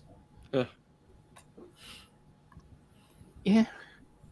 If I don't have to have that much salt. I mean, yeah, great. Absolutely. I'll go for it. Meat fest. I got a G'day, Brazilian Andrew. wax How the today. Is hanging, that mate? Sorry, Clocky, I was rude. Say it again. So I got a Brazilian wax today. Does that count? Oh my God! Is That's that the for first the? thing I was thinking when he said that. I was Is that thinking, for the presentation? He's getting ready for his dress tomorrow. Yeah. Oh, Sean, do you know anything about that? Yeah. I'm keeping that on the lowdown. Yeah. Okay. So tomorrow I will be wearing a dress Oh, on okay. Betty J Gathers live. She's having a tea party, and that's what you got the Brazilian wax for. yeah. Oh yeah. Yeah. Yeah. That's it.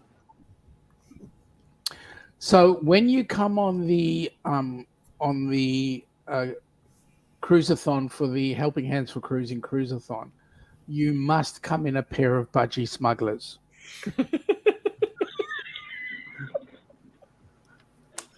You got a better chance of getting me in the dress again.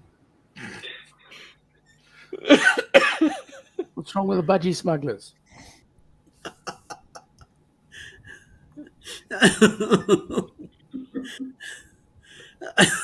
on. You don't even drink Foster's, which is cool because no self-respecting Australian would drink Foster's. But you won't even wear a pair of budgie smugglers. What's wrong with you? But Foster's is Australian for beer. Yeah, right. I want to shoot the idiot that did the advert.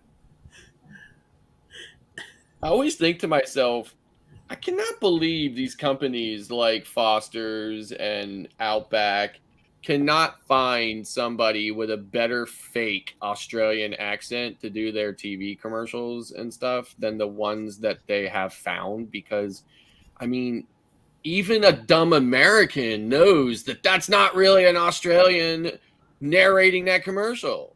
It's ridiculous. Yeah, right.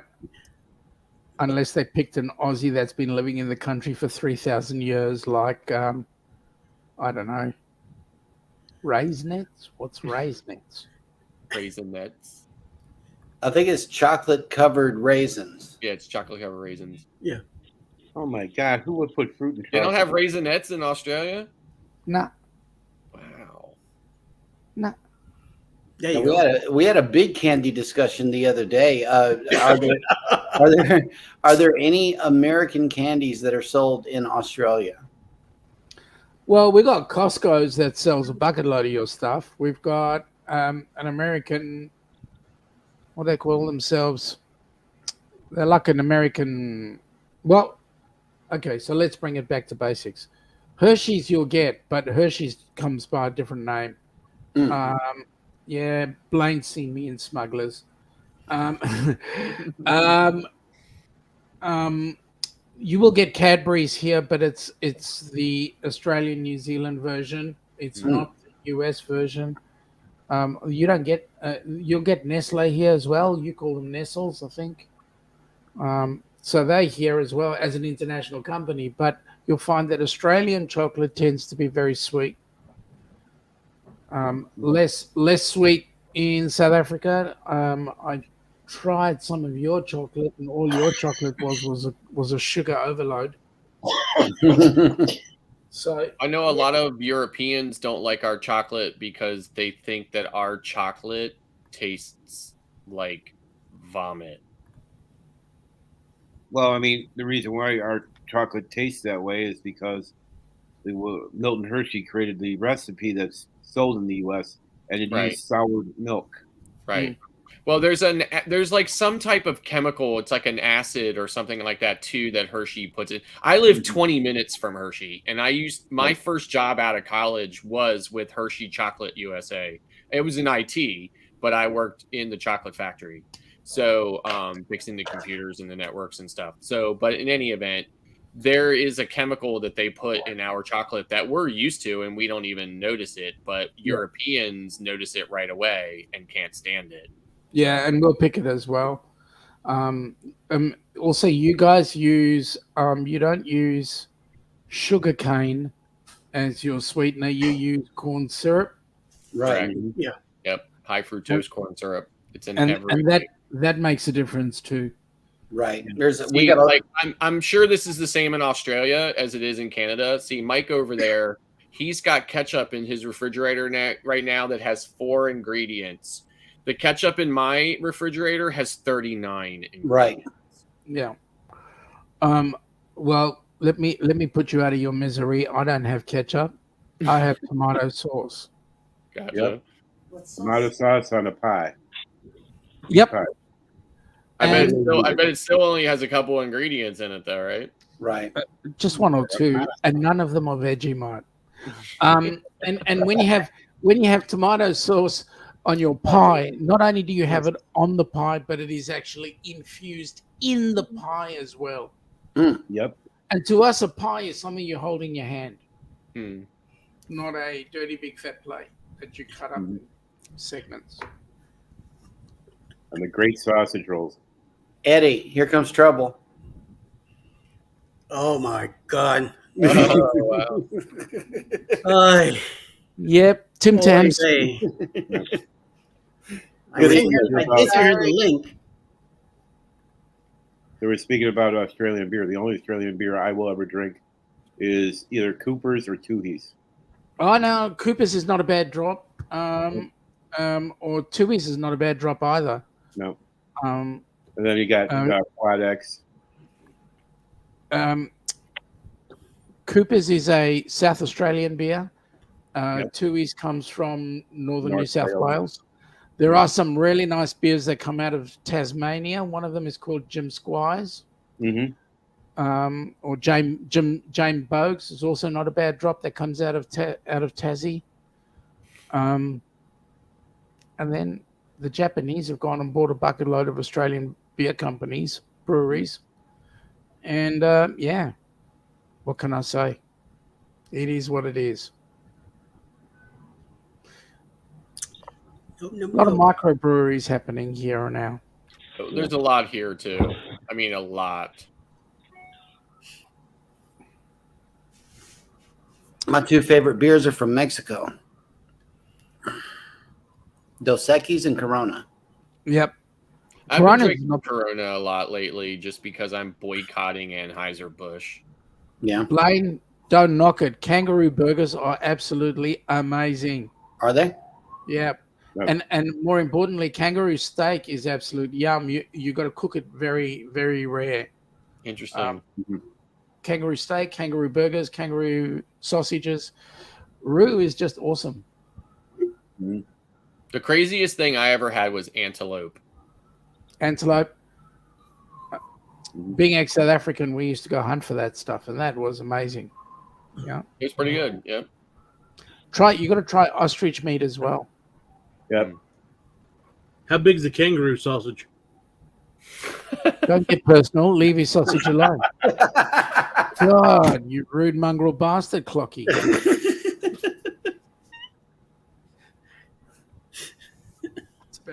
It's about how long's a piece of string? You knew that came out the wrong way, Clark. Like the millisecond I heard it, I was dying. Yeah. Yep. Wrong thing to ask. And don't ask Sean a question like that because Sean will bite back real quick. It came out the exact way I wanted it to. Hey, have it your way.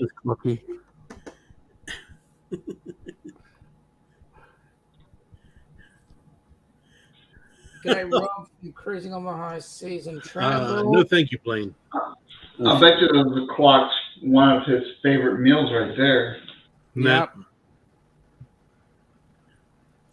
Chicken nugget French fries. Yes, Rob, it's New Year's Eve already because we have the Helping Hands for Cruising Cruisathon coming up. So, yep, it is New Year's Eve for the Cruisathon.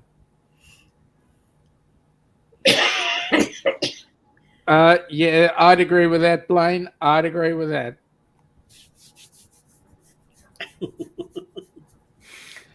There you go, Clark. That's just for you. But let me say, some of the things that you'd find here, we might go, "Ooh, yuck," but people eat it, right? And one of those is witchetty grubs. Now, witchetty grub is about yay big. If we're looking at the microphones for a size, it's about yay big. Grows in it lives in it's a bug that lives in the tree and a worm, and the indigenous people eat it as normal food. That would be their delicacy for the day. You know, like you and I would have crisps. They'd eat witchetty grubs. And this is a grub worm that's that big? Yes. It's probably about yay thick. Wow. Yay thick by about yay long. Law Jones put one in the chat.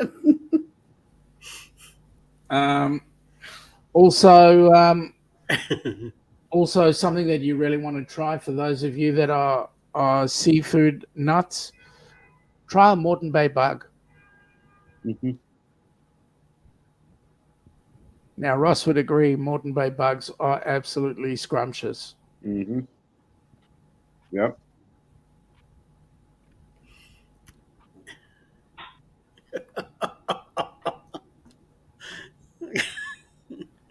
Yeah, something's tickling his fanny. I mean, fancy. Yep.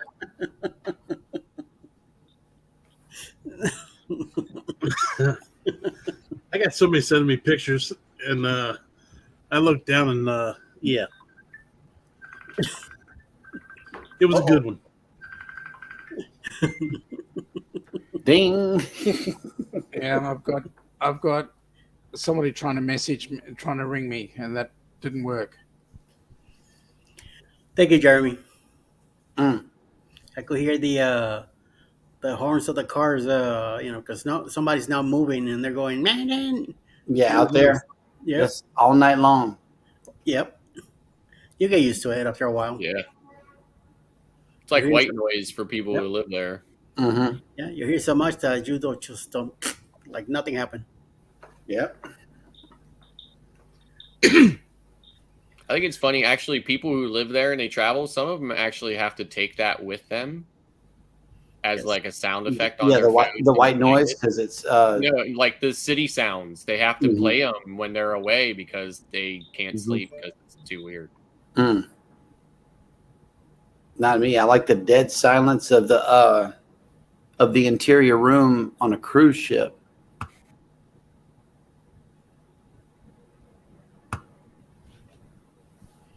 All right, Blaine. He says, question for Jeremy and nothing. Here we go.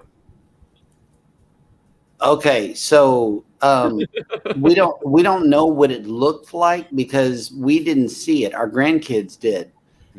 We did, however, come across a dead one that a baby posted all over social media. So you might have seen it by now. But that was the dead one that we saw. I would say that it was a size of a glorified what do you call those guinea pig. It was a big, it looked like a big guinea pig with a short tail. But the one that they saw today, they said it was huge. Are you sure they don't know how you all act and there wasn't really one there? Yeah, oh my God, there's a rat. I didn't see it. I didn't see it at all. All I saw was our grandson get out the way real fast because he was walking first. Granddaughter was walking second with the baby. She pushed grandson out the way and ran out ahead, and baby just took off sprinting, left all of us. I'm serious. Yeah, you always got to push one down. What was there? Yeah, I wasn't sure what it was. It could have been a cat. It could have been something, but I know it was making noise in the trash, and it was presumed to be a rat because they're indigenous to these parts. There are raccoons still in the city. Yeah, man, they're holding hands together down in the subway, holding this place up. She did the George Costanza and pushed everything. She did the for himself. No, she did the Usain Bolt, man. She got out of there. I'm serious. She ran out ahead of the grandkids. I couldn't even catch her. Did you try? In the dust. I did. I tried, but at the same time, I was really intrigued by what size the rat was going to be. Can I still see it and stuff? So I kind of looked back as I walked past fast, and because I really wanted to see this rat. I know that would have been a great viral video, but I was more worried about baby than pulling out the camera. I should have had it running already. Maybe that's what I'll do for future stuff. I don't know. So Jeremy, I got to ask you a question. That rat, what accent did it actually squeal in? I don't know. I didn't see it. I didn't hear it. It could have been a hoax as far as I know, but it could have been the chupacabra too. Yeah, Scroll's Nest makes a point. I don't know. Good on you, Scrow's Nest. You would We got come out of to there. the party and give us a fix up. Oh my. I just would have loved to see that running. Like, She took off and then started walking in the middle of the street. That's what got me. I'm like, baby, get over here. We're going to get busted for jaywalking or something. I don't know. It was a bad scene. It was a bad scene. She was running like the Temu delivery was here. Yep. Yep. Like she was chasing an Amazon Prime truck or something. I don't know. Every time we see one on the freeway, I'm like, hey, baby, they're coming to the house. Let's go follow it. Just imagine. You guys remember Christmas Vacation when the squirrel was in the house? Oh, yeah. In the tree. Cheryl just knocking Mm. She had her cane. I don't know why she just didn't yeet it like a golf club or something, flip it over and just say This is probably a stupid question, but do you have raccoons in Texas? Yes. Okay, well, haven't they ever gotten into your garbage and stuff like that or whatever, right? Because we have a possum. We have a possum. See, we have a possum that lives right there at our backyard because the water is very nearby. Mm-hmm. And we see it every now and again. Jeremy, Blaine has come up with the perfect excuse. Mm-hmm. He said, like she was running, like she had to book another cruise before the deal cut off. Right. Scrow's Nest says Nutra Rat. Yeah, we got those. We got those in Louisiana. Those are pretty big. They're about the size of possums. Mm-hmm. And no, we didn't book any cruises today, Sherry. I optioned one today. Yeah. I want to know from Blaine whether he's tried possum stew or not. And do Aussie possums taste different to US possums? I don't know.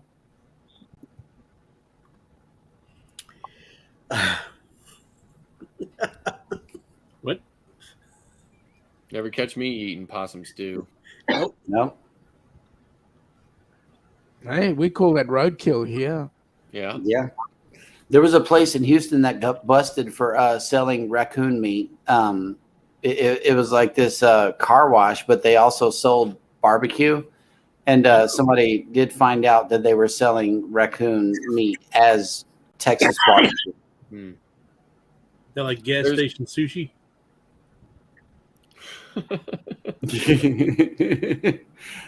I don't know about gas station sushi, but the gas station fried chicken here is pretty good. Yeah. Believe it or not. In New York or in Texas? Texas. In Texas. Yeah. Everything on the street is good here. Yeah. Everything. Especially that breakfast roll that Eddie told us about. I actually went and got one. That's really good. And we woke up so late today. Eddie, that's my story for today. We woke up so late today. By the time we got down there, the breakfast carts were gone. No coffee, no roll.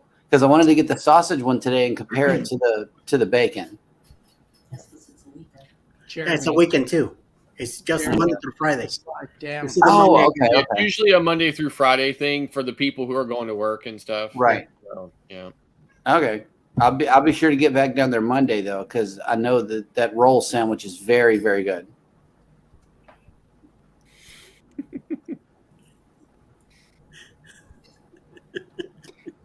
And yes, Andrew, I definitely did get a bacon, egg, and cheese sandwich off of the cart. I'm not sure if they're called carts, trucks, or stands, or what. What is it, guys? Come on, help me out. Cart, stand. Food court. Okay, so there's not an official name for it. Street cart. Yeah, street cart. Roach toast? But yeah. I'm laughing at Rob's comment. I mean, it's the yes, city, I did. it's the city equivalent of a truck, right? Yeah, So I'm sure they have food trucks in Texas, right? we do Yeah. everywhere. And So- no, Blaine, we didn't get to Coney Island. Not But yet. yeah, our taco Open the truck, subway. our taco trucks are really where it's at. Especially the one on Strand Street in Galveston. The chicken tacos are better than the beef tacos. That's what you guys should do tomorrow. Go to Hop in Coney the, Island? Yeah, go to Coney Island. Hop Yeah, in go No, to the we got, N or the R. we got a show to do. Island? Coney Island, yeah. The Oh, end. that's right, the end. Yeah. Hop We at got- the end and it'll take you to Coney Island. Yep. But what time is your show? I almost said 2. 3 p.m. Eastern, 2 p.m. Central. Oh, you're still doing the show from New York? Yeah. Okay, cool. You doing anything in the morning? Resting. Baby's not going back out of this house unless we're on our way to the airport. Oh. I'm for real. She has made up her mind. She said, no more. I'm not doing it. My life flashed before my eyes, and you Tell her know. there's a kangaroo in the backyard. Yeah, food truck festivals. We actually have that where they invite all of the food truck owners to come and park together. That way they make the center like this just big eating festival. Sure. And they make a lot of money out there too. Yeah. But obviously, you know, in New York City, you know, it's a lot spaces is a premium, so you're gonna have carts instead of trucks. Right. So Yeah. Right. But our food trucks are, you know, they don't just have hot dogs. They don't just have tacos. They have, you know, burgers. They have chicken tenders. They have all kind of different, you know, Right. variety of stuff. yeah. There's one- We're getting falafel soon.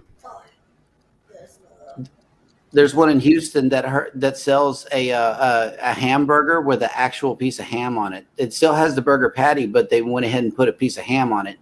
Interesting. Yeah, it's weird, but it's kind of good.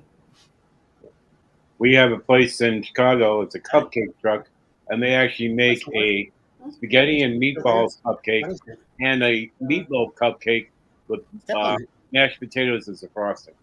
Mm-hmm. Now, is this actual food in the shape of a cupcake, or is this a cupcake that just so happens to taste like the food? It's food in the shape of the cupcake. So my experience with food trucks is they're generally really have very unique and, you know, interesting types of food. What is that?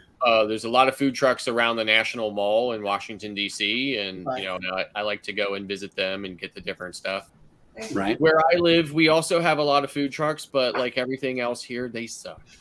Oh So there's this one in particular. It's called the area code where I live our area code here is 717. So this food truck does tacos and stuff, and it's called 717 Tacos, and it's horrible, but somehow they're still in business, right? They're the worst tacos in the world, and Maybe there's nothing else to get at that particular time of the day, and they make a killing because nobody else. They're either drunk Right.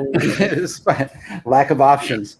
yeah, correct. yeah. But I know Orlando too is actually starting to set up places where the food trucks can congregate, so that people can go and check them all out in one place. We call that a truck stop. Yeah. That makes sense. I like truck stop food too, especially if it's either a Denny's or an Arby's. Mm. I love Arby's. I mean, here where I live, there's an Arby's on every corner. Oh my God! Don't tell me that, Scott. Seriously, there is. There's an Arby's on every corner, but I don't eat there. But other people do, obviously, or there wouldn't be one on every corner. Like, I live in the land of chain restaurants. There's no culture and no uniqueness on where I live at all. So everything is a chain here. We have every chain you can think of. Blaine, I'm going to have to agree with you on the Buc-ee's thing. We got one 30 minutes up the street from us, and it's worth the trip. It really is. Going to Buc-ee's is always worth the trip. However, you need to take your whole wallet and monthly budget with you whenever you go, because they will break you. Yeah. It's not that the stuff is expensive neither. It's just regularly priced food, regularly priced gas, and everything. It's all good, but it draws you in and makes you spend money. Yeah. I think Sherry's the CEO. Yep. Yeah, we don't have a Buc-ee's here, but we have something called Wally's, which is similar. Oh, I live 2 hours west of the headquarters and the birthplace of what is my opinion the best convenience store chain there ever was. However, being just 2 hours away, there is not a single one of them within an hour of me. Oh, wow. But yet you can find ones all over Maryland, all over Florida, all over Virginia, all over New Jersey. You can find them everywhere, but you can't find them 2 hours west from where they started. And that chain, ladies and gentlemen, is called Wawa. Wawa. Guess what? I like him too. I am banning Wawa here in Australia because we don't have them. I like him too. Wawa is the most amazing convenience store there ever was. Yeah. What makes them so great? I mean, their food is, well, first of all, it's Philadelphia bread, right? So, so any sub you get from them is going to be on Philadelphia bread, which is the best bread in the world. And they just you get just a regular normal sub and it's got so much meat on it. Like it's like a fist of meat on that with this amazing Philadelphia type bread. And then they just have a whole bunch of other stuff and everything. And it's incredible. Actually, like when I was on my way back from Virginia on Friday, I stopped at a Wawa in Maryland and got a classic and got a recharger drink and, which is basically like a caffeinated, it's not carbonated, but it's like a caffeinated like fruit drink or whatever they make it. And I got a pretzel and everything else. Right now it's a Philadelphia type of pretzel and not a German type of pretzel, so it's kind of different, but I still like it. Just don't like it as much as a German style pretzel. But yeah, I loaded up coming home. Right now the 25th. It's a little bit after midnight. Yeah, I'm gonna call it a night. Good night. Hi, sir. Thanks for Catch you later, Bruce. a little bit. Nice to see you, Bruce. He's in the earliest time, and he's already going to I know. Later, Bruce. Yeah, come on. It's 9:30 here. Yeah, it's 9:30. It's time to turn in. Hey, what are you talking about? It's only 14:38. Come on. Yep. Get this picked up. It's only 11:30 where I'm from. Now, Bruce, you kept on threatening that you'd get back together with me.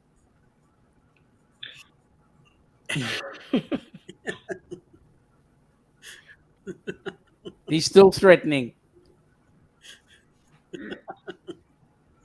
Oh, there he went. Wow. He's out. I'm out of here. Look what Blaine said. 30 seconds. I'm waiting for a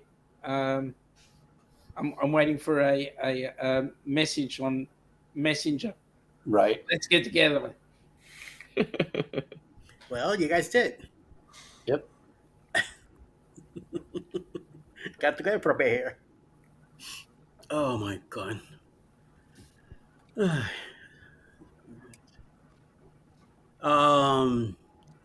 What's it? Ross, I did. I checked that out and went over to did more digging and found out more about the person. So I think it's gone by now. So yeah, they were in my. I never even saw it. So either it didn't come through on my end or it was mine. didn't pay attention to it. No, it was mine. I find myself not picking up my phone because I just read them right here. Yeah. But the problem is that it combines all of ours in the same one. So I actually have to pick up the phone to check it out. It was one of mine. Yeah. But I like looked up and only like 10 subscribers. No. I wonder, is there a way to, when you're restreaming, to set your chat to subscribers only mode? That I don't know, but I will be changing my chats to subscriber only. Yeah. Yep. Yeah, but you can't do that within StreamYard. You have to do that in your own YouTube, chat. right? Yeah.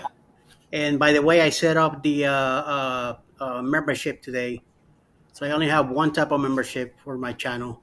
Nice. I have no idea what I'm doing with it yet, but I'll be giving out some stuff out. Cool. To members only. So I just got to work out what am I going to do. So what are you What are setting you going to up? call it? The pineapple course? Yes. Which organization are you using for your membership? Say that again. Which group are you using for your membership? Which group? Yeah, is it the YouTube membership or is it something like Patreon? Oh no, yeah, YouTube membership. I'm not in Patreon yet. No, I'm not gonna get there yet.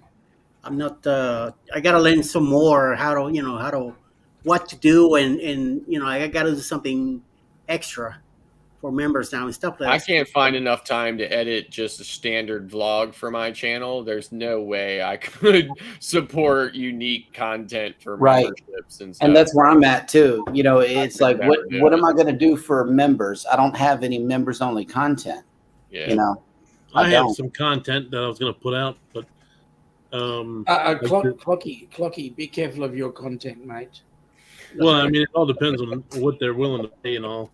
But, price. Everything has a price with you. I did the actual. I filmed a lot of the shows on Royal with the real music and stuff. Yeah. So I'd have to see whether or not I can actually send it to them without having to worry about a copyright. Oh, you're gonna get a copyright, even if it's just for members. You're gonna get a copyright if it goes out on YouTube. Will. Yeah. Mike, if you want to do that, you might want to consider doing like with your members having like a once a month private Zoom.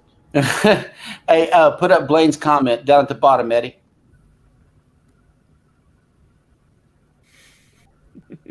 That's right. I'm easy. I'm gonna give you some advice, Clock, right now. Since you haven't got to that 4K yet, start editing your videos. Go through each one of them. Whatever says copyright claim or whatever, get rid of it.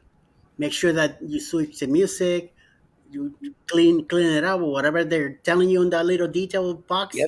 Make sure you do it. Knock them out. Now, don't wait till you hit 4,000 to find out if you're getting copyright claim. Yeah, because then you're gonna have to go through a lot of videos. Then, so you're gonna have to mark them private. Or you're just not gonna get. You're not gonna be able to monetize them. Yeah. So, well, I mean, I already knew that because some of the Disney all the Disney ones all have it, but a lot of the stuff, if I cut it out, then they're not going to want to see it anyway. So it's more to bring people in. Yeah. I don't care. Then moving forward, then you'll adjust how you're filming so that you're not near any copyrighted music and stuff like that. You'll see like 99% of my vlogs on a cruise ship, unless it's B-roll that I'm just throwing any kind of music on top of it that I'm not worried about, it's me in my cabin, because that's usually the only place I can be where I'm sure I'm not going to run into copyrighted music. Right. So, and Mike, I have a friend who does a lot of streaming at Disney parks and a lot of videos at the Disney parks. And he said the biggest secret about getting around the Disney copyright is keep talking. Talk over the music. Yeah. So I will do that sometimes if I can find that spot where I can still hear the music, but it's down, the volume is down enough that I know that my audio is going to be loud enough that the algorithm's not going to hear it. I will do that, but that's not very often, or it's not very many places you can be there. So then, like, maybe it's too windy, this or that or whatever, and I'll just go, oh hell, and I'll just go down to my cabin and sit there, and I vlog the dialogue part of my vlog there. Right. And then the rest of it would be from wherever else on the ship that I know that I'm gonna just put non-copyrighted music on it. So yeah. So can I ask a question? What do you guys use for your editors? I use Filmora. I use KineMaster. I have Filmora in my laptop, and I have InShot on my cell phone. I use DaVinci Resolve. And I was doing mostly iMovie, but I've changed over to Filmora. I use CapCut. Why'd you change over, Clocky? From what I've been told and everything, the iMovie is not going to be updated as much anymore.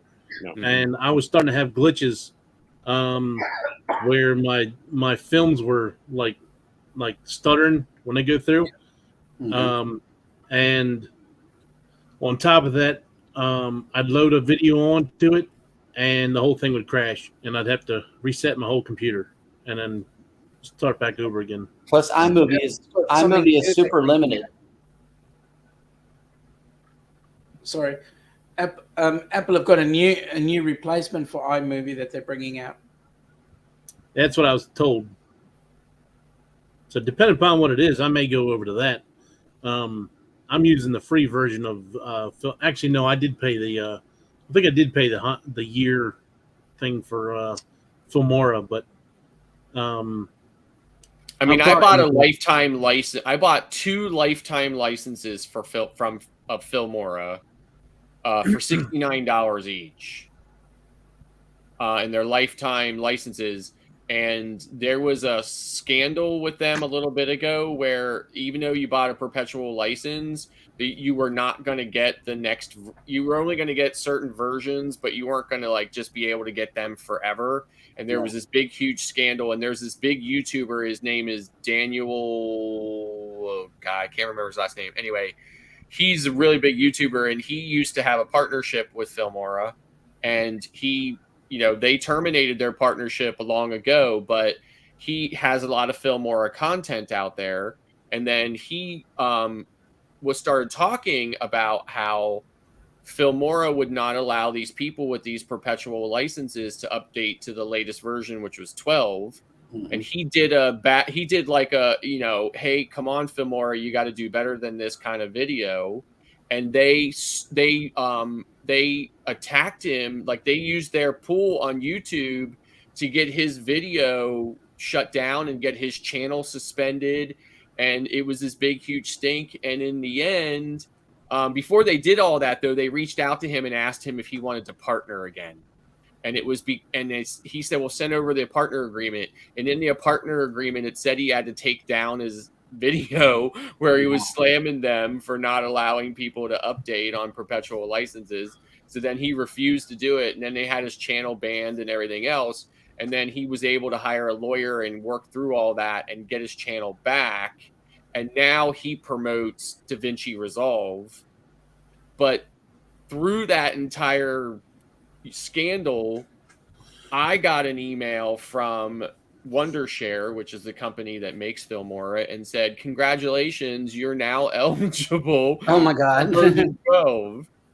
So I was able to update to version 12 on all of my computers, but yeah, it's interesting. But I mean, I like Filmora. I feel like the work, they're all very similar, right? But I feel like Filmora, I just am the most comfortable with that software. So. Now, has anybody here looked at or worked with DaVinci Resolve at all? I've looked at it, I've installed it and poked around on it, but like again, I use Filmora, so I didn't see the need. I kind of like DaVinci because it's the same.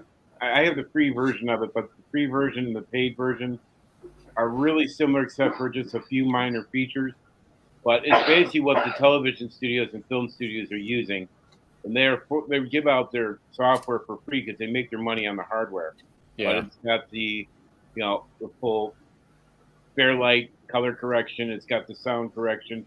You actually, if you record in high definition RAW, you can convert up to 8K with it.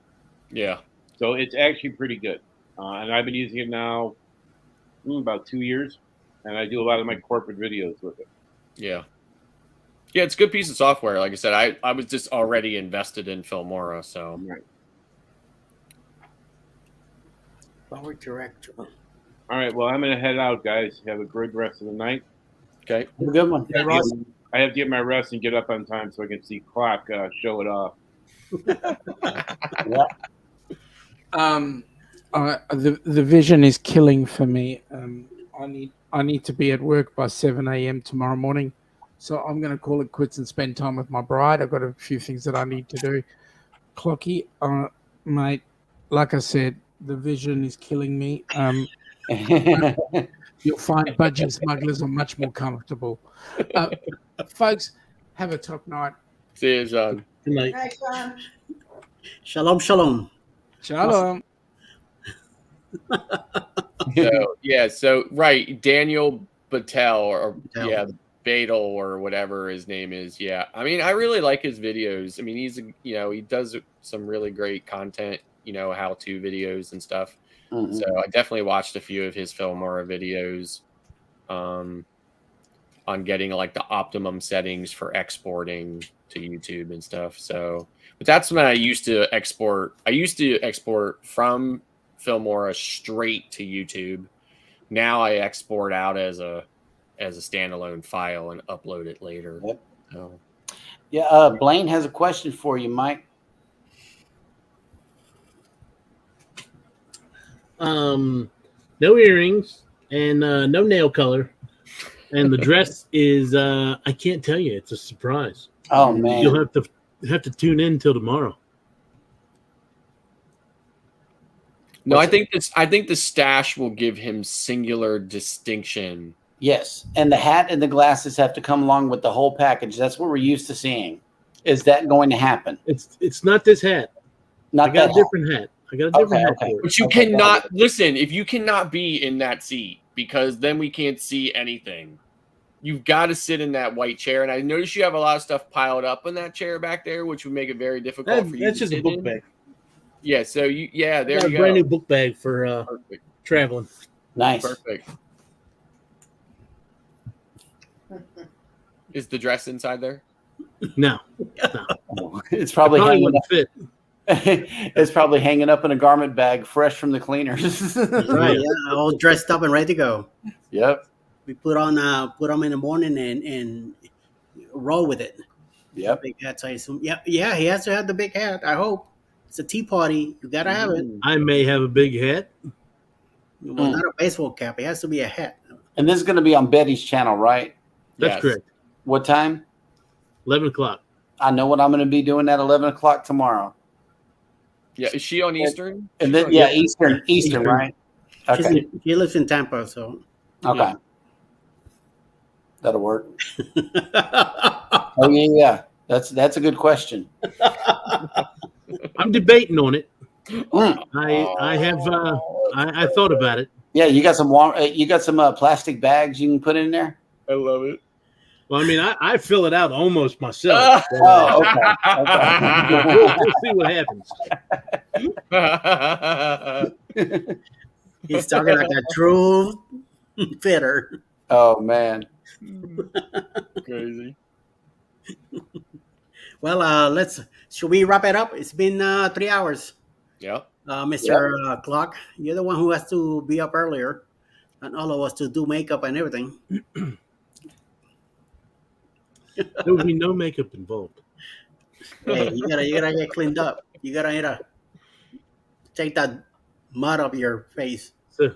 So Blaine, she was all about this. Yep. When she found out I was doing this, she's like, "Let's go to the store." Mm-hmm. So today she was having a whole field day. She did a recording in the store. What are you doing? So please tell me there's a vlog. Please tell me there's a vlog being prepared on that. I already sent the video. It's a short video. It's not even long enough to do a thing. Mm.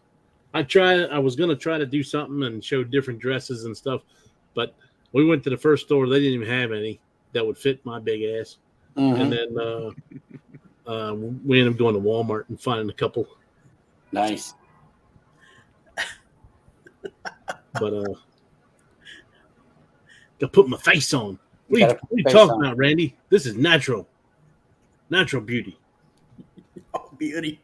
This is the moneymaker right here. Yep. Nice. I always tell baby she's the talent of the whole entire channel. I'm just the dude behind the camera. That's it. But then I find myself on camera doing things like this at night. So I really don't know. Because the camera calls you. It does, and no, it's really the travel agent conversation. Y'all pulled me in with that because Scott, whether you want to be called the professor or not, bottom line is you know things that other people like me can use. Yeah. And that's why I tuned in both nights, is because it's a really good travel agent conversation that's going on. Oh, I thought you Well, came here because you missed that's us. why I told the new travel agents in the community I'm happy to share my knowledge and experience to help you I'm happy to do it. So I signed up today. I haven't done any training yet. So go with Carnival first. Wait, no, you're a Royal Caribbean guy. I'm a Royal person. Go with Royals training first, because you know most of the stuff. You just need to acclimate yourself with the remainder that you may not know, and then that'll make it easier for you to do the other training. The other companies' trainings. Plus, Royals training it will take you about half as long as Carnival. Carnival is painfully long. It is. It is, but Carnival's booking engine is a whole lot easier to use than Royals. It is. It is. So, I mean, by far, it's the easiest for me. Yeah, Royals is not terrible. Like I said, Norwegians is the one that Norwegian Princess. Terrible. Yeah, Princess is pretty painful as well. Yep. I agree. Yeah. But yeah, so go with Royal because you'll be able to get through that faster. Mm-hmm. So, and then once you get through Royal, as long as you stay up to date, then you can get free internet and $50 of OBC a year. Right. You just have to request it through a special link. So you'll be able to get that then on your next Royal one, like on your next Royal cruise. So and when you get hooked up with Virgin Voyages, they give you what's called a Let's Go Book link that you can share on your social, to your family, wherever. And even if they book it online using that link, you still get credit for it. Yeah, you still get it. Yeah. That's the only company that I know that does that. Right. Yeah, because those online booking engines are expensive, right? The licenses for them. That's why a lot of host agencies don't offer them on the websites, just because it's expensive. What Cruise Brothers just now added one. They actually have it built into their. Yeah, but it's not per agent though. No, it's not per agent. So, like, for instance, if you go to if your host agency is Expedia Cruise Centers, you get or Cruise One or Cruise Planners, right? Those host agencies, you get a booking engine that's embedded in your individual agent website. Okay. Like Bruce, so that when somebody goes to your website and books through that booking engine, then you get credit for it. But those are the host agencies that charge, an arm and a leg in annual fees, right? So the ones that don't charge, anything or less, like mine, they don't give you that in your website just because of the cost involved in it. So because there's a license fee for that, and then if it's multiple cruise lines, it's multiple licenses fees, so it's kind of crazy. But anyway, but yeah, yeah, I mean, like, I've been a travel agent, for 8 years now, I do it full time, so Mhm. I guess I do know a lot, but I'm still learning myself too, right? I'm still, I mean, there's not too much I have yet to learn as far as the basics and stuff, but I have to stay up to date just like everybody else, because the cruise lines are constantly changing stuff. So I have to, stay up to date and learn that's all the new stuff too. I think the Icon series of training on Royal Caribbean University is going to be brutal, Yep. because there's going to be so much to it, right? Mhm. It's gonna be a big module. It's all different. Yeah. Yeah, it's gonna be a big module with lots and lots and lots of stuff to do in it. Well, I'm on it. Yeah. Yeah. So it's gonna be brutal, but But anyway, but yeah. So that's what I would do too. I would agree with Jeremy. Do Royal and then Do Royal first, since you're already a Royal guy and you pretty much know a lot about Royal Caribbean as a company, as well as a lot of their ships too. Just fly through that and get comfortable with the training modules that Scott's talking about, because they're all asking the same questions. They're all pretty much whenever you ace one, you'll be able to fly through the others, unless you deal with Celebrity. Now, Celebrity makes us do one every year. It's called a recertification. At least I've had to do the recertification once already. And but what that does is it puts a unique year number on your certification. That way, they know, your clients know you were certified this year and that you're up to date with your information. Yeah, a lot of them will give you like a certificate. If you really want to, if you really want to print them out and stuff like that. I have a folder that I printed my Carnival one out. That's the only one I have printed. Yeah. I actually went to Office Depot and paid for color. I was so proud of that one.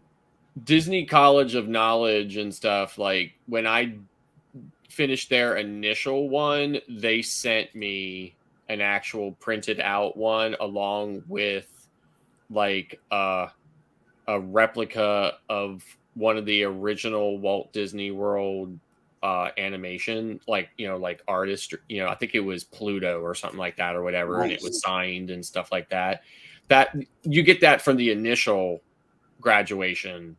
Then just the yearly updates, you don't get anything like that sent to you. You get a certificate that says now you're certified for this year or that year, and you can print it if you want, but you don't get like the official one that they print and send to you after you do the initial training. Yeah, Blaine makes a very valid point too, and says, and think about being part of some organizations they offer, such as CLIA, that will help push you out more as well. And I know for completing the training, you get CLIA points for the right. Wait. Okay, wait a minute. Hang on. Something just happened. So like CLIA, here's the thing, right? CLIA costs money, obviously, every year to join. They send you a card, but I have never, in all my years, I've never been in a situation where somebody was like, "Oh, I got to see your CLIA card," right? So it's really, from that perspective, it's really not worth the annual fee or the annual due on it. CLIA does offer a lot of training and a lot of resources, but I myself have not found them to be invaluable. I've the information that CLIA offers or the training and stuff like that just has never, like, I already know almost everything that they're teaching, right? Plus your average client doesn't know what CLIA even stands for, let alone what it is. Exactly. Right. And then like the vice president of sales and marketing in Royal Caribbean, Vicky Freed. Anyway, she is a big pusher of ASTA right now, only because before she came to be a senior vice president at Royal Caribbean, she was the president of ASTA. So she pushes ASTA, which is another kind of like travel agent consortium kind of group or whatever, right? That has fees and stuff like that. But ASTA does a lot of lobbying on the behalf of the travel agents, the travel industry with, federal government and stuff like that and everything. Great. They do all that. It's great. So if you want to support them, you can. There's no real benefit, in my opinion, but it is something you can do. But, and there's also IATA, right? Mm-hmm. International travel agent, something, something, something, or whatever, right? So, but anyway, so your host agency has its own numbers, has its own CLIA number and its own IATA number. Yep. And you get to use it. So a lot of times, like for verification and things like that or whatever, like a lot of times Carnival will ask me, what's your CLIA IATA number? And then I have my own CLIA and IATA numbers, but I use my hosts to book.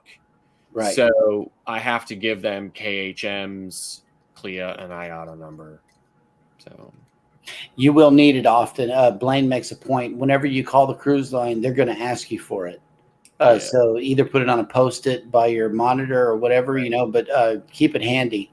I always have a couple of tabs open on my computer with the CLIA number or the phone number pulled up. Now, they will ask you for your host agency's phone number. Phone number too. Yeah. So I have all that stuff on a post-it at the bottom of my monitor, but I also have it in my head because, I've used it all the time. Yeah. So I don't need it on the sticky. And then I carry it around in a locked, secured note on my phone as well. Yep. So, but yeah, usually they just want the host agency's phone number. Mm-hmm. But occasionally they will say, what's the CLIA IATA number? And then you just give them that. So yep. They really want the CLIA number. Cruise lines want the CLIA number. They don't want the IATA number. So. Yep. Gotcha. Yep, there you go. Talking about all that too. I'm way over here. I have someone say they found me by searching websites with CLIA and others. Yeah, so you can also pay. You can do that. You can pay CLIA to list you as an agent. And Carnival supposedly will list you, like you fill out a form and you submit it to Carnival and they will list you as an agent. So if somebody goes to Carnival's website and scrolls all the way down into the tiny little print and says find a travel agent and clicks on it and puts their zip code in, you're supposed to come up, right? Well, I filled that form out 9,000 times, and when I go there myself and put my zip code in, I do not come up. Other ones do, but I don't. So I just gave up on it. I need to try mine for Galveston. There's not that many people that live there. Yeah. So I'm just like, okay, whatever. But then again, there might be a lot of travel agents. I don't know. Mm-hmm. Yeah, yes, sir. Yep. Bye, guys. I think it's time to start wrapping. Okay. And Mike, we're going to make sure to troll you as much as possible in the chat. I pre-apologize for my comments tomorrow. Well, I will tell you that Betty did say try not to make it overwhelming. Oh, okay. So good. I'll speak in code then. In other words, she said, don't put too much perfume, not too much makeup. That's what she said. Yeah. That's what she meant. But you still got to wear it. So, yep. And put on a nice, just make sure it's a nice hat that fluctuates with your dress. Yep. Right? All right, fellas. And some cleavage too. Yeah. Bye, guys. Everybody in the chat, thanks for hanging out with us again this weekend. We'll do it again during the week sometime, and we'll be back next Friday, even though I don't think Mr. Clark might be available next week. Are you going on a cruise? I leave on Thursday. Yep. But Thursday, okay. I may try to get it on one of the days, Friday or Saturday or something. We'll probably do Friday night. Services. I do have a set up for Friday night. I don't have anything for Saturday.